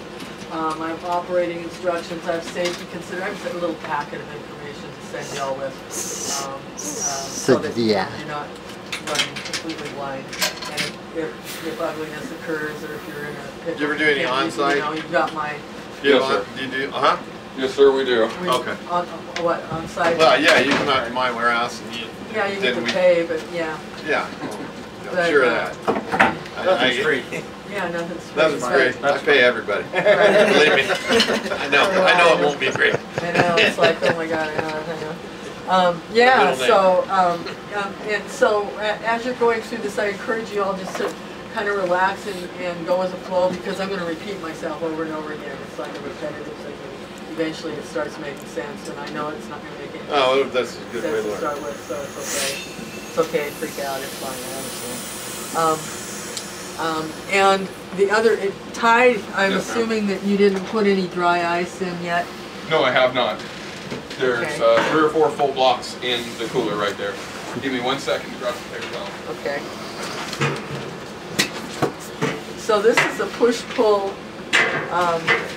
pump-aided push-pull system.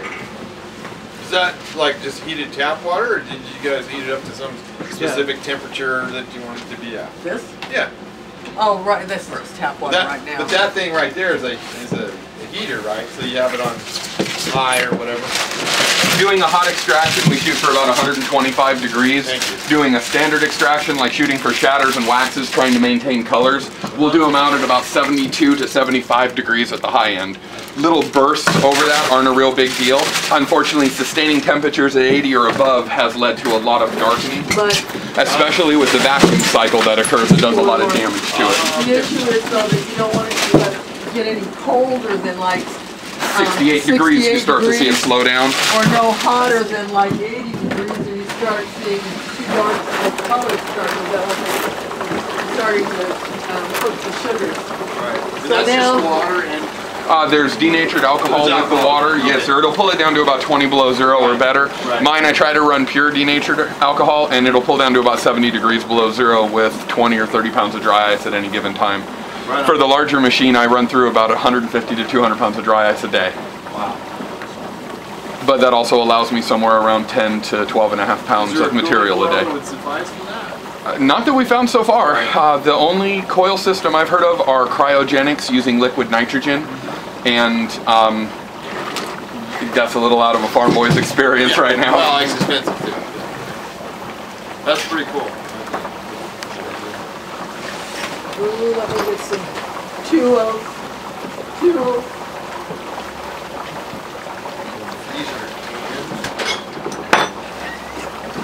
The 5/8 wrench is sitting there. I just set it down for you. Thank you. You do it like that? Yeah, right. 32. I just wondered Okay. Yeah, so that's the consistency. You get rid of my walk-in cooler.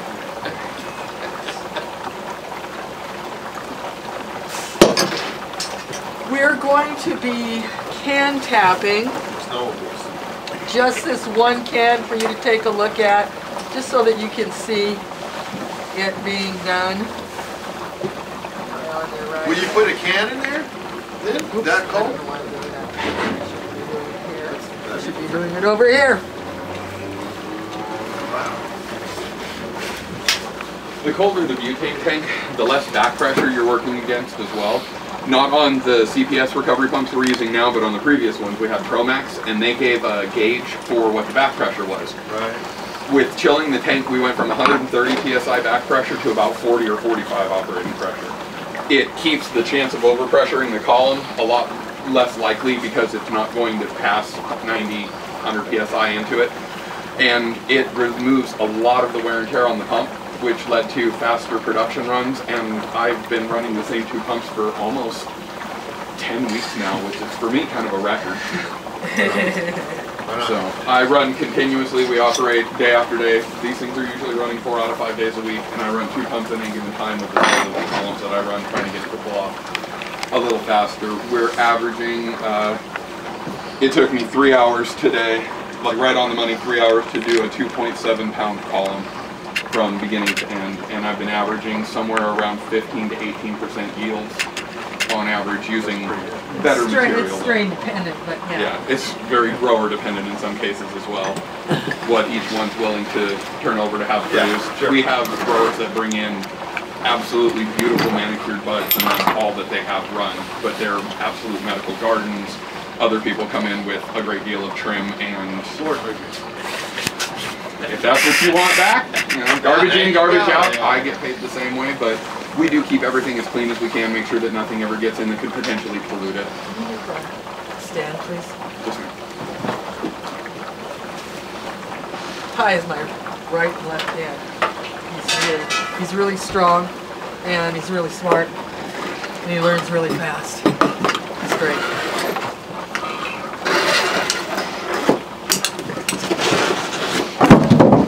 sorry, Kirk, just trying to throw things at you. It's all right. My fault, sir. Put it back. Thank you. Okay. The first thing that we end up doing with this system is pulling a vacuum, and it's pretty easy to do. You just open all the valves, turn on the pump, and away you go. Except for this one line, that's the return line from your recycle pump to the storage tank. It's not connected to the system, and so you can't pull a vacuum on it. So what we do, where's the valve? I don't know. The ones you get keep disappearing. I've got the red one you've attached to the hand tap. See if I can find it. And then the atmosphere will be gone out of here. There's a couple of reasons why you don't want atmosphere. Initially because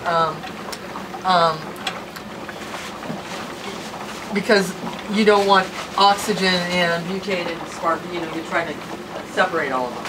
But secondly, you start building atmosphere up in this tank, and atmosphere is not compressible. I mean, butane will compress into a liquid, atmosphere won't. And so your gauge gets thrown way off. It's not accurate anymore. Right? So, you don't want to get atmosphere into your system. And if every time you run, you're putting a hose worth of atmosphere in your system, eventually you just have to burp it off. So that's generally what we do at the beginning of the of using the machine. Or we'll just loosen the vapor valve and allow any atmosphere that's been building up in the system to just vapor and to just evac off. It'll just piss off because atmosphere is lighter than butane. So butane gases will be at the bottom and atmosphere will be floating at the top, and since that's flush to the top of the tank. Yeah, makes sense? Yeah? Okay, so now what we're going to do is hook this up to the vacuum pump. Are we hooked up with both of them? Yes. And pull a vacuum on this line, and then we'll hook it up. Okay. You can tell, I mean, we haven't got any vacuum gauge on here, so, telling where a full vacuum is hard to tell unless you close this valve. You notice no change? Right. We've got our vacuum. So I just close that valve. Oh, you're just burping the line. Yeah, I'm just pulling the atmosphere out of the line. That's all I'm doing. Out of the tank as well? Is the valve on the tank open? No. Well, we haven't even started. Oh, here? No, not yet. Yeah, okay, so you're just clearing the line. I'm just clearing the line. Just vacuuming out the line. I'm just clearing the line. That's all I'm doing. Okay, so now this line's hooked up appropriately. We've got our gauge hooked up. We've got our butane supply line hooked up. We need to hook up our vacuum line, which comes from the vacuum pump here.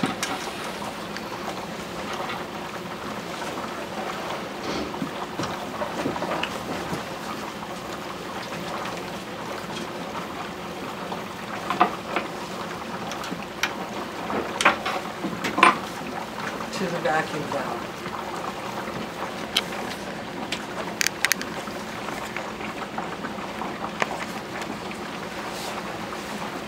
Ty has color-coded all of our valves such they're constantly used for the same thing, same valve for the same job. On this recycle hose and valve, we have this filter attached. You notice on the system that Ty has over there, not only do we have this filter, but he's got filters everywhere. He's got filters going back to the recycle pump that are right to his left. He's got filters on his intake, his butane feed line. See the blue one down there sitting next to the tank? And then he's got another one feeding in from the recycle pump back into the storage tank at the top to make sure that we get anything that might be passing through. And there's water in all of them. Even coming out of the tank going into the machine, that incoming line of butane, that one still gets moisture in it. I pull all three at least 2-3 times a week, run them through the vacuum oven to purge the water out. After a while, they do accumulate some solids, and in picking up some of the solids, you don't know what else there might be missing, so after a while we try to cycle them out pretty regularly. So you're not going through a new set every single day, you are going through a couple of new sets every week. So that's the idea of the filters, is to take the water. Right. They are inline draw water filters. separator, yeah. Yes, sir. Right. But they also do pick up some particulates, some little nasties, some little bits, and we know that just because, like on these, there's an actual tare weight of what they weighed when we brought them in. I can pull the water out maybe 10 grams at a time out of the large one at the worst, but they only pick up so much, and with the size of columns that I'm running, even with the dehumidification rooms and the time it takes to walk across the yard, oh shit, it's Oregon. Yeah. Right. So we're picking up water everywhere. These things have to be dried and cycled out pretty regularly. So Ty brings them in when before he puts them on, he dates them and weighs them. Puts them on, runs, what do you run, 20, maybe 20 pounds through them at the most? I won't even go that far, maybe 10. 10 pounds, and then pulls them off, weighs them, puts them through the vac oven, dries them out, weighs them again, dates them, uses them. Wow. So. Yeah, because you're really fighting it outside. Absolutely. Because here we are. So okay, now we've got that hooked up. I want to check all of my connections to make sure everything's nice and snug and tight. And that's just to keep the chlorophyll out of it, really. The water, yeah, well, Right? and to stop your tank from rusting. Right. Thank you. The But I mean, combination. the big deal about the water really is the end product, right? So. Well, no, the water causes a lot of problems. It causes a whole bunch of problems. With heat and pressure, you definitely create a chlorophyll extraction system. Yeah. The other side is these tanks aren't exactly designed for what we're trying to do, and that moisture buildup on an untreated tank will lead to rust. Right. And we've had a few tanks that we've gone through. When we've gone to purge them, we've done an alcohol wash, and they were rusted out to the point that they're now molds for cooling coils. They're not actually usable tanks. We are fighting this in a lot of different ways. It's not exactly what they're engineered for, and we're trying to find parts that match what we do in the world rather than trying to build it ourselves. You know, other people have spent millions of dollars developing this stuff. We're just trying to find it to apply it to our needs. I believe Carl is actually in the process of having stainless steel butane tanks sourced. That's what we're working on. My first 5 cars With a didn't valve. cost as much as this thing. Yeah, with a valve on the bottom. You know, we're talking $6 grand. Yeah. For a tank of 100, one of those hundreds that's over the corner. Yeah, stainless steel. So, you know, it's spending. Okay, so now we've got the system completely hooked up.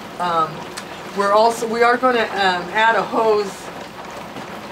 We're going to add a hose in to this system at the end, but right now we don't want to be running butane through it, so we haven't got that filter on.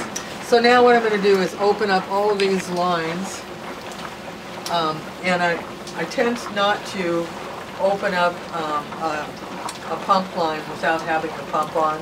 In this situation, I'm trying to pull this pump line, vacuum on this pump line too, so I'm opening that up. So first thing I'm going to do is turn on my vacuum pump, and then I'm going to come over here, open up my vacuum pump valve, and you can watch your vacuum or your dual pressure gauge come down to we're at 25,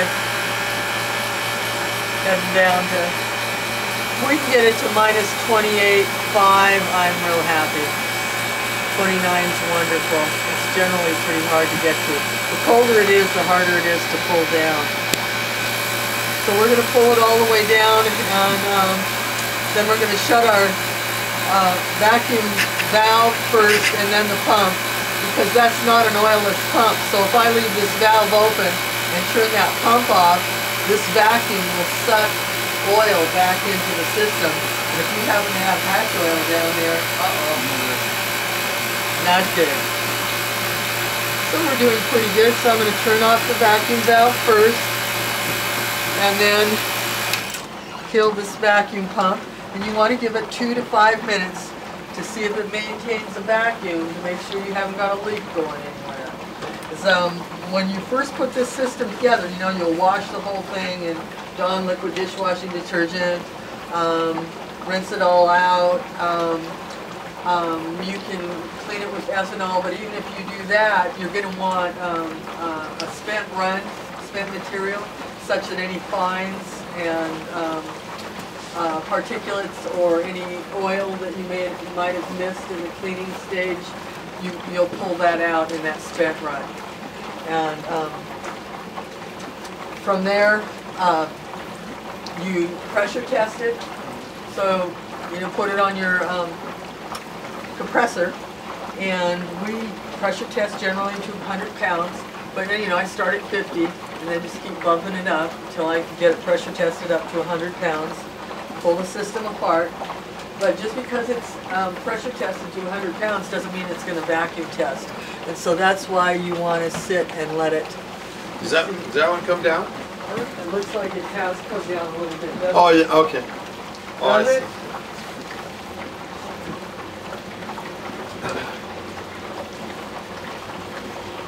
29 and a half. How are we doing? That pump really pulled it good, fast. 29 and a half about. It's looking like it's coming down to me.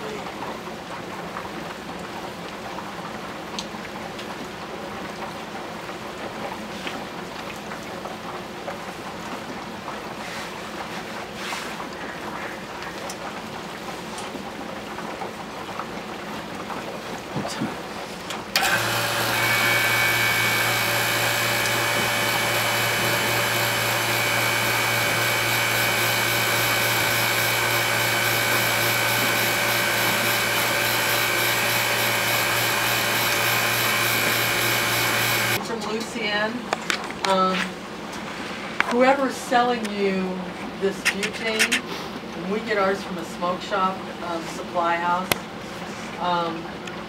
is liable by law to give you the MSDS on it so that you know what's in it. If you get stuck in a pinch, if you take the butane that you have and spray it on a mirror and let it dry, and you'll see the waxes, you'll see residue. Just you're looking for as clean as you can possibly get, but you also want to smell the residuals to see if you can smell any pathogens, to make sure that it's clean enough to use. You should be able to tell from that point whether you really want to use it or not. And then when we load it, we want to make sure that when we puncture that we don't get too close to the seams, because you puncture the seam and it'll just blast the whole can. But you want to get close enough that you use the rigidity of the end plate such that you don't compress the can. Okay, we're looking good. So, what we're going to do now, and this is just a repetitive process, I'm only going to do this one can, so pay attention. So what I'm going to do, I always hold the seam up, and because the puncture point is on the underside here, so if I keep the seam up, then I'm not going to puncture the seam. I want to be about, just like a 1/4 inch or so away from the bottom, like right there is just fine.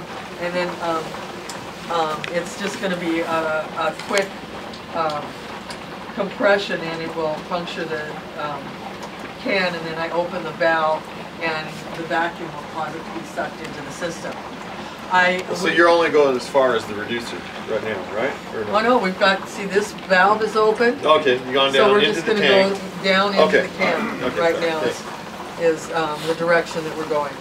And normally we would turn the pump on and just start going, but the issue is with these recycle pumps is you don't want to get them down below 22 inches of vacuum, or you start wearing on the seals. They're an oilless pump, so they're dependent upon the molecular components floating around in the atmosphere that it's cycling out to supply that lubrication. And if you're under full vacuum, there's nothing in there lubricating, so you're going to provide or impose a lot of wear and tear on the seals if you start pumping right now. So the first thing I'm going to do is puncture this can and evacuate some of this butane into the capture chamber before I turn that pump on, right? So it's just a quick snap. Open it up, see the gauge pop up. So I'm getting vacuum or gaining some pressure in the system. So Kirk, would you turn on that pump? I got it.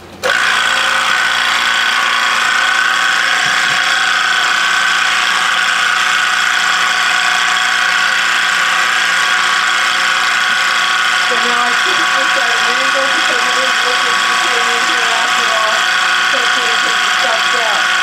Now the thing that you saw me do with a piston over there, There we go. that's helpful. I got all the valves but that one. Was as soon as I turned the pump on, it started kicking valves in. This valve for the return gas valve, the gas valve on your storage tank, and the last thing that of course that I left too long was the input on your recycle valve. So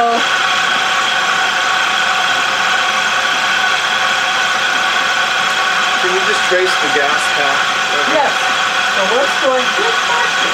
So what's happening here is you've got a liquid butane coming in here, coming through the line, dropping through the concentric reducer, down into your capture chamber, where it's sitting in this hot water and boiling off, gassing off. Those gases are bubbling up into the atmosphere, causing this pressure in here, where the pump is then pulling those gases through this hose into the liquid line dryer filter, into the pump, where it's cycled around, back out as gas, and then pumped into the capture chamber, where it's compressed back into liquid form for reuse. Yeah? So the pump noise, is that an indicator that that's getting low? No, the indicator is going to be this gauge. It's the heart of the entire system. Is that going to implode? Pardon? Is that going to implode? No, not until we get down. We leave it on until we get down to zero. When I get to zero, I'll remove this can. I'll turn off the valve first, remove the can, and if I was can loading, and if I was can tapping a bunch of them, then I'd load my next can and redo the same thing over again. Keep the pump and everything still going? Yeah. If I were to leave this too long, I mean, here we are at zero. If I left it to -5 would be okay, maybe to -10. But if you let it go too far, the can will implode and put that atmosphere into your system. Yeah. So now all we're going to do is pull this down, and you know it's working. We're going to pull this down to our negative point. Then you don't want to turn lower the negative point of the recycle pump, so we'll turn that recycle pump off, close this line up, remove all this stuff, pick it back up again, and then throw this stuff after we clean out our mystery oil out of the bottom. And we're almost there.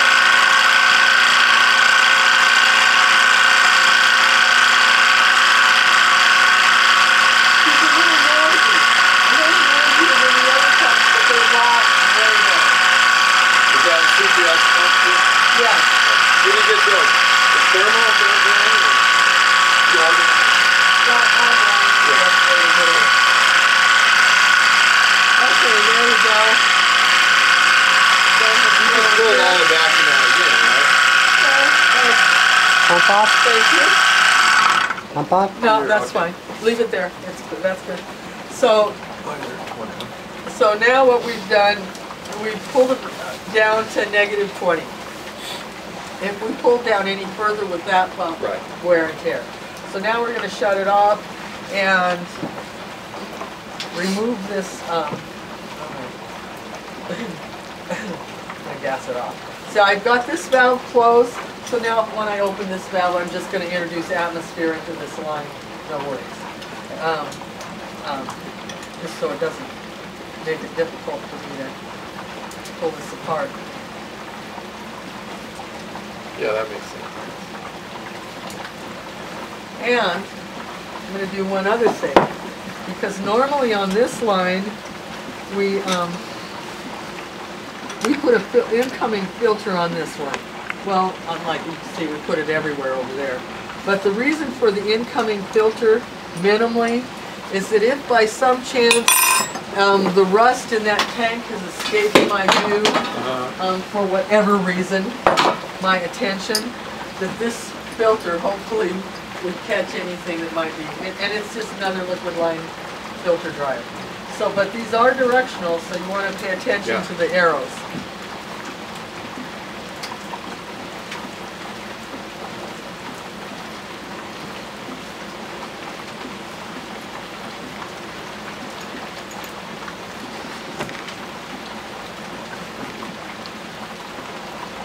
I'll have close-ups of every single picture of, you know, every filter, close-ups of everything included with this stuff for you guys. Well, if you buy one, it just comes in a box, right? Just here's the parts. Well, Merry Christmas.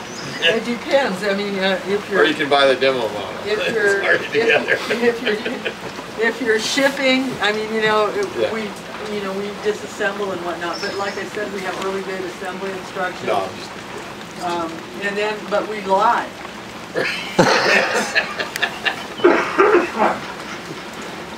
Otherwise, you can find everything online. Just go online. If you have a problem, send us an email. Customer service should get back to you. Well, the problem in the very beginning, we linked everybody up with the best places to buy everything. But, you know, the best places change. Yeah. And old places no longer exist, and it just became such a problem to try and track it all that we ended up just giving you the link to the manufacturer who will hook you up with whoever's selling, and then you got the specific numbers that you can Google and find on eBay or, you know, however else you may figure it all out. So Carl, I have a question. Uh-huh. There's something I don't understand. Uh-huh. We're doing this whole process. We're only going to introduce one can of butane. That's it. Or is there still? There's plenty in there. The only reason that I did that is for demonstration purposes, so that you could see how it was done. Okay. Okay. Gotcha. But I have plenty of butane in there, so you don't need to. Normally, you know, it takes a couple of cases to run the system. So normally you want to at least load 2 cases in. I'm generally... Case being 6 to 8 cans? 12 cans. 12 cans, okay. Right. So, you know, you're putting in 24 cans to 48 cans anyway. Okay. So, and then... To run this system? Pardon? That's to run this system? Correct. You want 5 pounds of butane to run this system. But, you know, there's losses and whatnot. So if you're going to run any number of columns, you're going to want more than 5 pounds. I generally would run 10 pounds to 15, depending upon what I'm going to run. What do you figure about 5 cans a column, or I mean just for mental gyrations? No, 10 cans a column. it doesn't work that way anymore. It doesn't that's work that way coming from my ghetto backyard. Right, no. The first thing that you'll notice is that there's a whole lot of money that stays in your pocket because you're not buying butane. Oh yeah, you're reclaiming it, and I was being going to ask reclaimed about that. But I'm just saying, you know, on average, if you're just thinking about it, how much to run a column? You know? Oh, well, Out of there, you'll use 3 cans worth, 4 cans. Well, actually more, because you got all these hoses that have got butane. Yeah, right. You got butane. I mean, it's so that's why I say you need 5 pounds. Yeah, okay. Which is generally a couple of cases. Sure. In order to know that it's going to run smoothly for a little while. You get down, if you get, I mean, it's like we had a guy come in with his system wanting troubleshooting because of issues that he was having, and come to find out he was having issues because he only had 4.2 pounds of butane in his system. So that's the other thing that you want to make sure when you get these systems is that you buy a refrigeration scale. Sure. so that you know, I mean, it generally. Weigh it and find yeah, out how you much weigh you it, got, you weigh it when you start, and you weigh it when you're through. That way, if you have leaks or anything, you'll find them. That's like, okay, I just went through, 5 pounds of butane, and normally, I would do what? Go through, maybe a pound of butane per pound, maybe, per pound of material that I ran at the moment, depending upon how long I. Don't use filters. And I would think that butane would get dirty after a while, and you wouldn't want to keep reusing it. Well, that's why you have all of these people talking about spent butane and how butane, if they, if you don't properly run your system, then yeah, you're going to have contamination. Yeah. Okay. So I mean, yeah, running without filters and reclaiming it, you will have dirty butane. Well, yeah. People, and if you're not careful about, say, if you're not careful about getting all the water out of your system, Right. and then so some of the terpenes are water soluble as well, so now you're getting that, those terpenes are now floating around into, and more than that, I'm thinking what they're not doing is cleaning their systems out between strains, doing just a flush of butane, Right. to make sure that they haven't got their columns clean between, and then that's showing up too. I just think it's lack of cleanliness that people are showing during butane personally. Is there any time that you just say, okay, we've run this butane enough and we'll just throw it away? When it got rusty, I was like, oh fuck, I'm not using Well, this yeah. anymore. And But I mean, for the most part, you'll just keep using it. just keep refilling and reusing.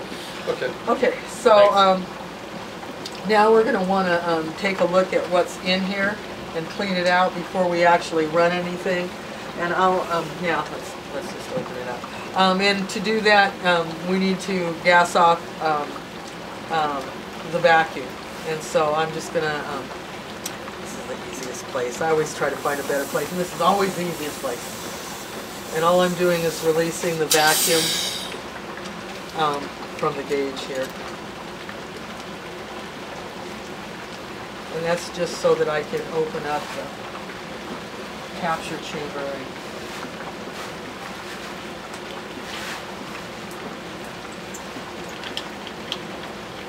Now, in that process, you've distilled it as well, right? So, right, and that's why we're opening it up, so that you can all... see the crap that was in it. I should have pulled this out before I did that. It's another thing about using the tall columns, is it gives you a little bit of leverage. Removal. Here. I don't know. Okay, you can't really see it, but you can smell it.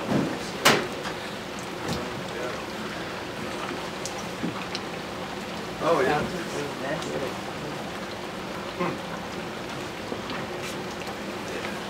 So, Hi has been, and this is, I'm saving this for you.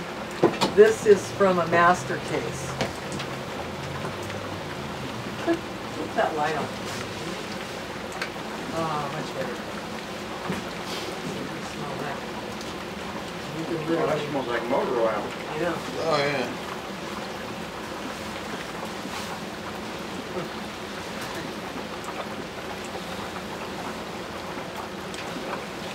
$45 a gram.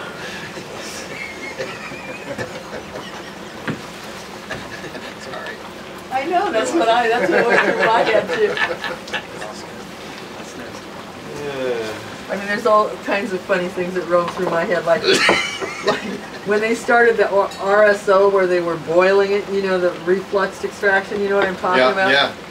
And it's like, we're going, God, you boil that stuff for a couple of days, you're going to get a whole lot more than hash oil out of it. I mean, you boil anything in ethanol for 2 days, what are you going to get? Boil your feet, boil anything, boil anything, boil a rock, you're going to get something after a couple of days. Boiling it in ethanol. And at any rate, the makers of the oil were like, and I'm like, look at all the waxes and crap you get. And they're like, oh, we don't know, those waxes could be holding all kinds of curing qualities to them. We don't know where the medicine is. And my comment was, you know it's paraffin. you know it's paraffin, that's the wax. It's paraffin. So if you really think that paraffin has healing qualities, how about you just Eat a candle. how about you just pay, you know, however much you pay per gram of hash oil, and then you go down to Safeway, and for $2.98 you can buy a pound of paraffin and chew away. But I don't think you should be paying hash oil prices for paraffin. My thoughts, so I was always just taking it out. But in the end, you know, really it's all a matter of opinion there too, because you take the waxes out and you're removing some of the flavonoids as well. So if you know, if your lungs are young enough, if you don't smoke so often as to, you know, to hurt yourself, I mean, you know, if you're only, it's recreational, you're only doing it on the weekends, who cares? You know, it's all situational. You just have to kind of decide what you're going to decide. Here's what I was showing everybody with the... That's a big one. Yeah, Okay, still trying to figure it out. I got it. Yeah, I can see it. Yeah, so you can actually see. I mean, you can smell it in there, but you can't see it. We might keep this for all of perpetuity. Okay, I'm just going to run in and get some, but that's part of the way we run this. We really don't often have it completely closed up one from the other. Right. So you're just looking at the pressure differentials and you're just messing with differentials. That's what we're doing. It's seldom, I don't know that I've ever seen this get below 50 or above 50,000 pressure. So it's pretty, Well, yeah. pretty minimal. Okay, and so then I'm going to stuff this back on. Yeah. Oops, I hope I have it. There it is.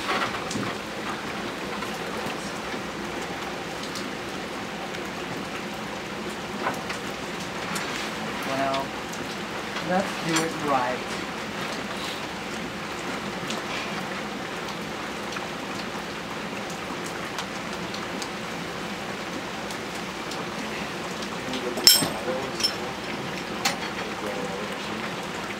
No. Well, we'll pull that out from underneath the sheet. I'll put it on the other side. Yeah, I looked at all Doesn't feel like it's seated all the way down. But this,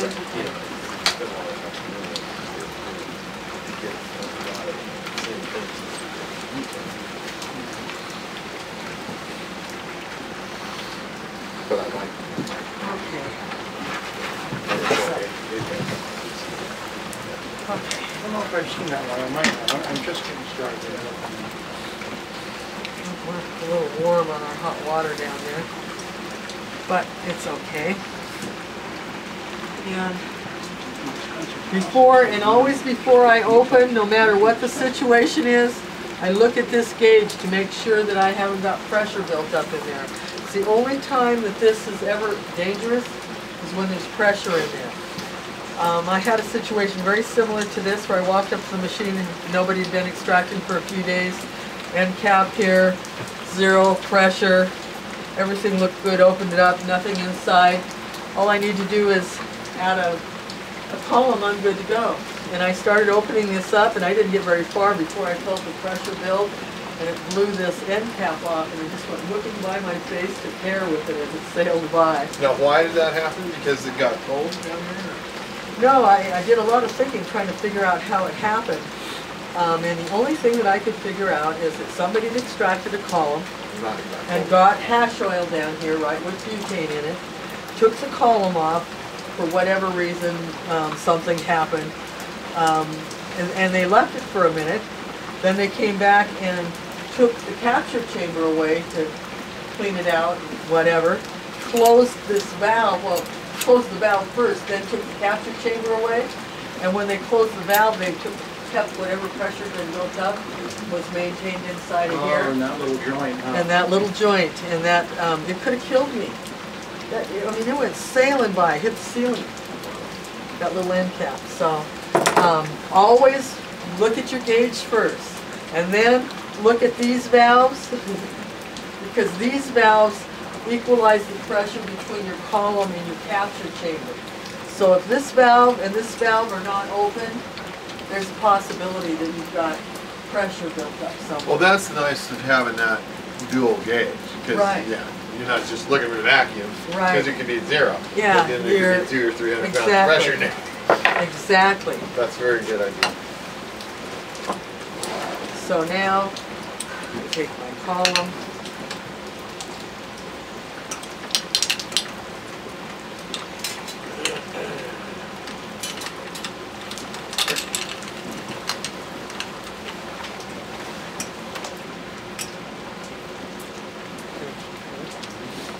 This obviously is the one that got used for loading.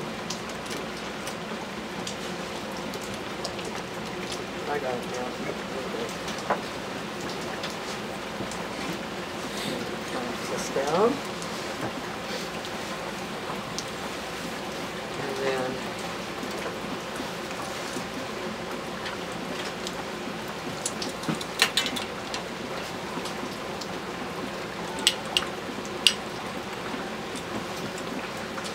make sure that's nice and flush. Slap it on.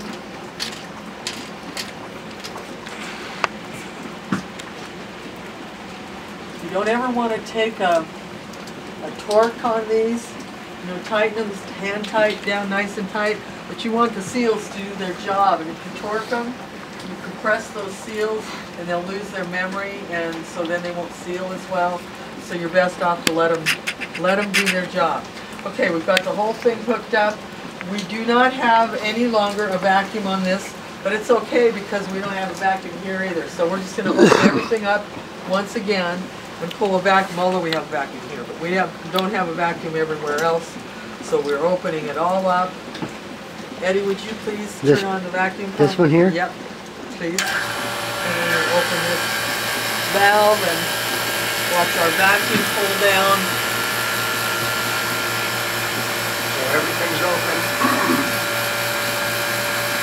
Right. The only thing we're not worried about is this line because we've already pulled the vacuum on down on the last time through, so it doesn't really matter. So we're going to pull this down to a hard vacuum again. Leave it set for another minute to make sure I didn't torque any seals inside of here.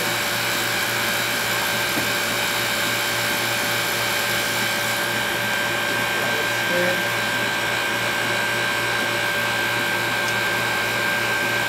Kurt, could you pull that pump, please? Thank you.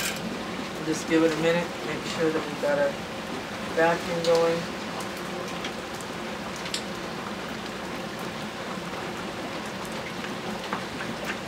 You're just evacuating the line, right? Right, Yeah, we're again, evacuating right. the line, we're evacuating everything again, just because of opening it up to clean out the mystery oil. I mean, normally we would have just started right there and gone right through. But this is going up here, right? So you're running this pump? I was running, this is the vacuum pump right here. Yeah. So I was running this pump to pull a vacuum on the whole system. Okay, but this is closed. Oh, well, yeah, but when I turned it off. Oh, you did that right. Yeah, I just did it. Thank you. Yeah. It was open. Okay. Now I got it. Now I get it. Okay, it's looking pretty good. We'll give it another minute, and then we're ready to go. Normally, I'm not the one that runs most of the time. I do all of the Mark III classes. Ty does all of the Terminator classes, and he does most of the extractions because all of our extractions pretty much are done by flow now for quality reasons and quantity. You saw the end cap reducer in the Mark III sitting on top of that big spool. That was my answer to we can take what you have and build it into something remarkable. And in the end, the technology, I think, surpasses everything that's out there, the biflow does. It doesn't make any sense to do it any other way, although many resist. But it works really well. So not only did we end up with a large unit, but we ended up with a large flexible unit. You can run any size column on it you want. You can run top feed, you can run flood from the bottom, you can run biflow, you can do whatever you want with it. It gives you more of a tool to, you know, be an artist. Because that's, I mean, we are extraction artists. That's what we do. A lot of it's science, but there's a huge amount of art and a huge amount of art. So it's just a matter of. You got this hooked up to a work chiller there. Yeah, we do. That's pretty cool. Anyway, I don't want to be I know, I really want to talk about it too, so, but. Okay, sorry. So we're holding really well, so I'm gonna close this valve, and now I'm gonna open my, my liquid butane valve and charge this line. And not only am I gonna charge the line, here, but I'm also gonna dump a little bit of liquid butane into the tank for the same reason as we did before, so that we can lubricate our pump, right? So I'm just gonna watch my valve, and I'm just gonna dump a little bit of butane in. So now I feel like I can turn my pump on without burning it up. So now, I'm now gonna try, and this is gonna be an actual extraction. So the first thing I wanna do is close this main valve, because when I turn on the pump and open this line, I'm going to be feeding liquid butane into this column. If I left this open, that butane would just be dumping straight to the bottom, right? And you will make that mistake many times. I mean, JD makes the mistake, and every time he runs this machine, he does that, and he's the one that built it, you know. So, okay, so now here we go. Put your hand up here. I'm going to kind of step aside and count. You're going to feel how cold this gets as it goes to fills this gaseous butane. Here we go. 1001, 1002, 1003, 1004, 1005,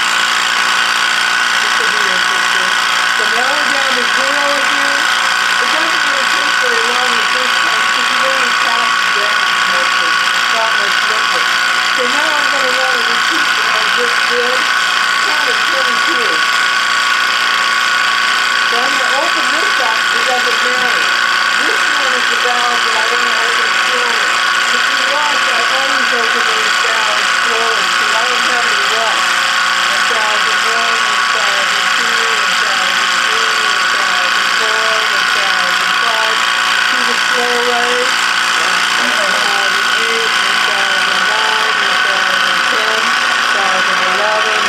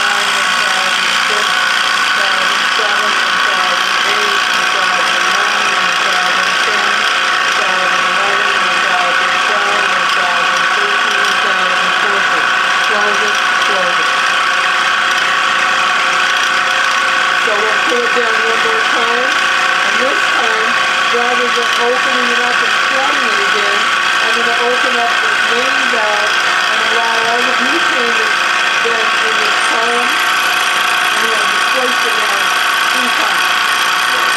And so then I'm just going to dump it down to the bottom, gas it off and snap it. So about how much you think is in here now? About like an inch or 2 inches maybe? Maybe. Okay. Maybe. Something like that.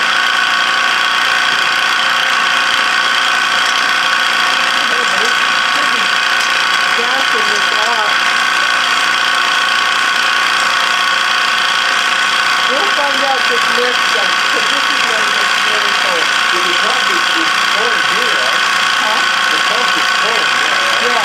It's pulling from here. It's pulling the gas out of here, through the hose, into the pump. Right, down around back into the thing.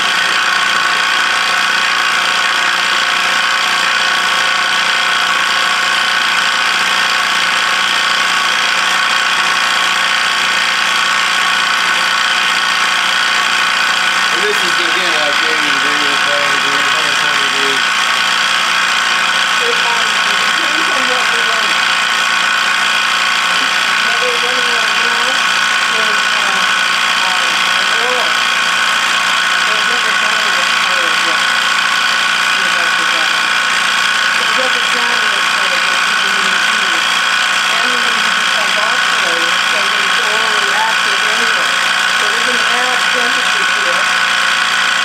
So it doesn't matter if we add temperature to it now. It's going to be heated up anyway. But if we were running down in there, if we were running tiny down in there, anything we were going to fertilizer, you would want to keep that plastic clean as close to 72 degrees as you possibly can. If you get it up to like 28 degrees, that would be right around 72. It's cool enough that it doesn't discolor anything, but it's warm enough that it keeps the system moving. If you allow it to drop down to like 68, it will slow it way down. If you drop it to 55, it will slow it down almost to a stop. And then it's so far out of balance, it takes a long time to heat everything up properly. I mean, the butane is just pulling heat as quickly as you can, and you just can't really heat it up again. So it takes it a long time to rebalance it. So the effort is never to let it get out of balance. So let me run in and get my heat done. That's how you keep track of this at all times. You do There you go. heat done. Oh, what? This one? I will need, I usually put it to there, but I don't need it right now. I'll get my temperature done.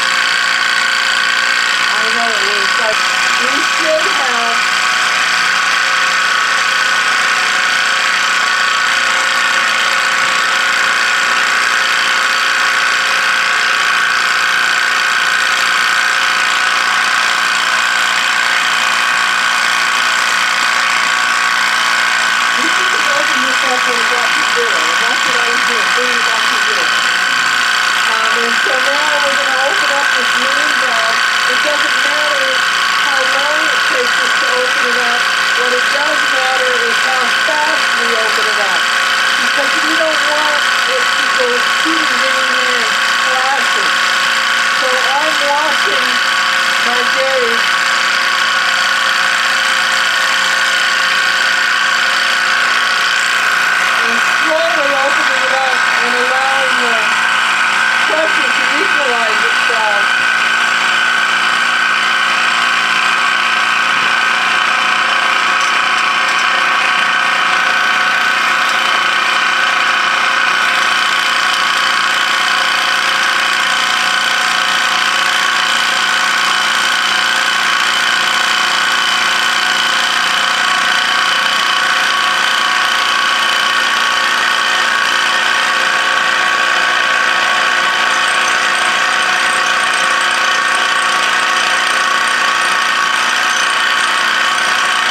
like the sound of it pump.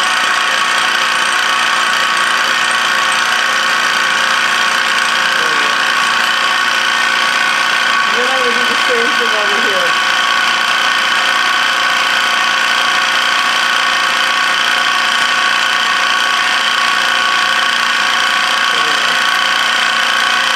And when we get it down just a little below zero, we're going to open this valve and see this one out. Well, I'm not going to do this. I'm going to do one thing. I'm going to change this. So now we're putting that in the system. So this is the longest way. We've done the most butane. We're putting the most volume at this point in time. So we're going to now cut it down to like negative 2-ish. And then valve everything off and change the current very, very fast. So you can continue to do that for as many times as you have time and energy during the day. But that's kind of pretty much your highest, whatever it is that you can run. I've run, the most I've run in a day was like 8 feet. So, and it held it for fun. You can come up with it. You can almost like, yeah, you haven't done any scratching in your own time to do that. But right now, we've dumped all the liquid butane is now in the capture chamber. We're just, yeah? Yeah.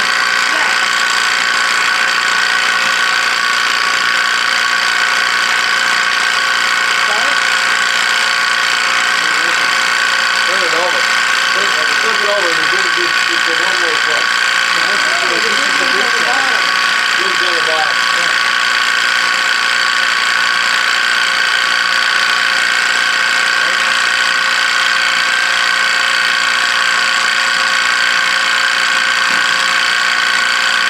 I know it is, I know. So the deal is that if you have frost building up on your column, you're not evaporating the butane off. It needs to be above freezing for that to happen. So you're saying that there's butane stuck in there? Yeah, it's stuck to the moving material. And in order for it to gas off, this has to not be frozen. So when you open blasting, you still want to cool that column. Keep that column up. Open blasting is a lot different. Because we've already finished the butane is already run through. It's just spent material that's in there that has butane suspended on it. Yeah. And we're trying to evacuate that and it's slowing things down. So we, by adding heat to it, we're not adding any color because all of that's already down there. So that's not dangerous as an efficiency? Pardon? That's not dangerous for ignition or anything like that? Well, if we have a leak, it will be. Something that we don't. And if we do have a leak, it's generally, they're not huge. They're generally not catastrophic. You want to keep your eyes open, at all times for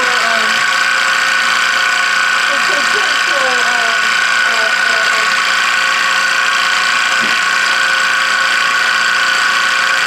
gaseous visual, world lines, you're looking at it, so you don't see liquid butane popping off. Because occasionally you will. The places you want to wash your valve. Watch these spots, your overflow spots, your compression spots. Your hoses, where your hoses connect. Those are all typical leak spots. Sometimes you want to put the sensor tight nut.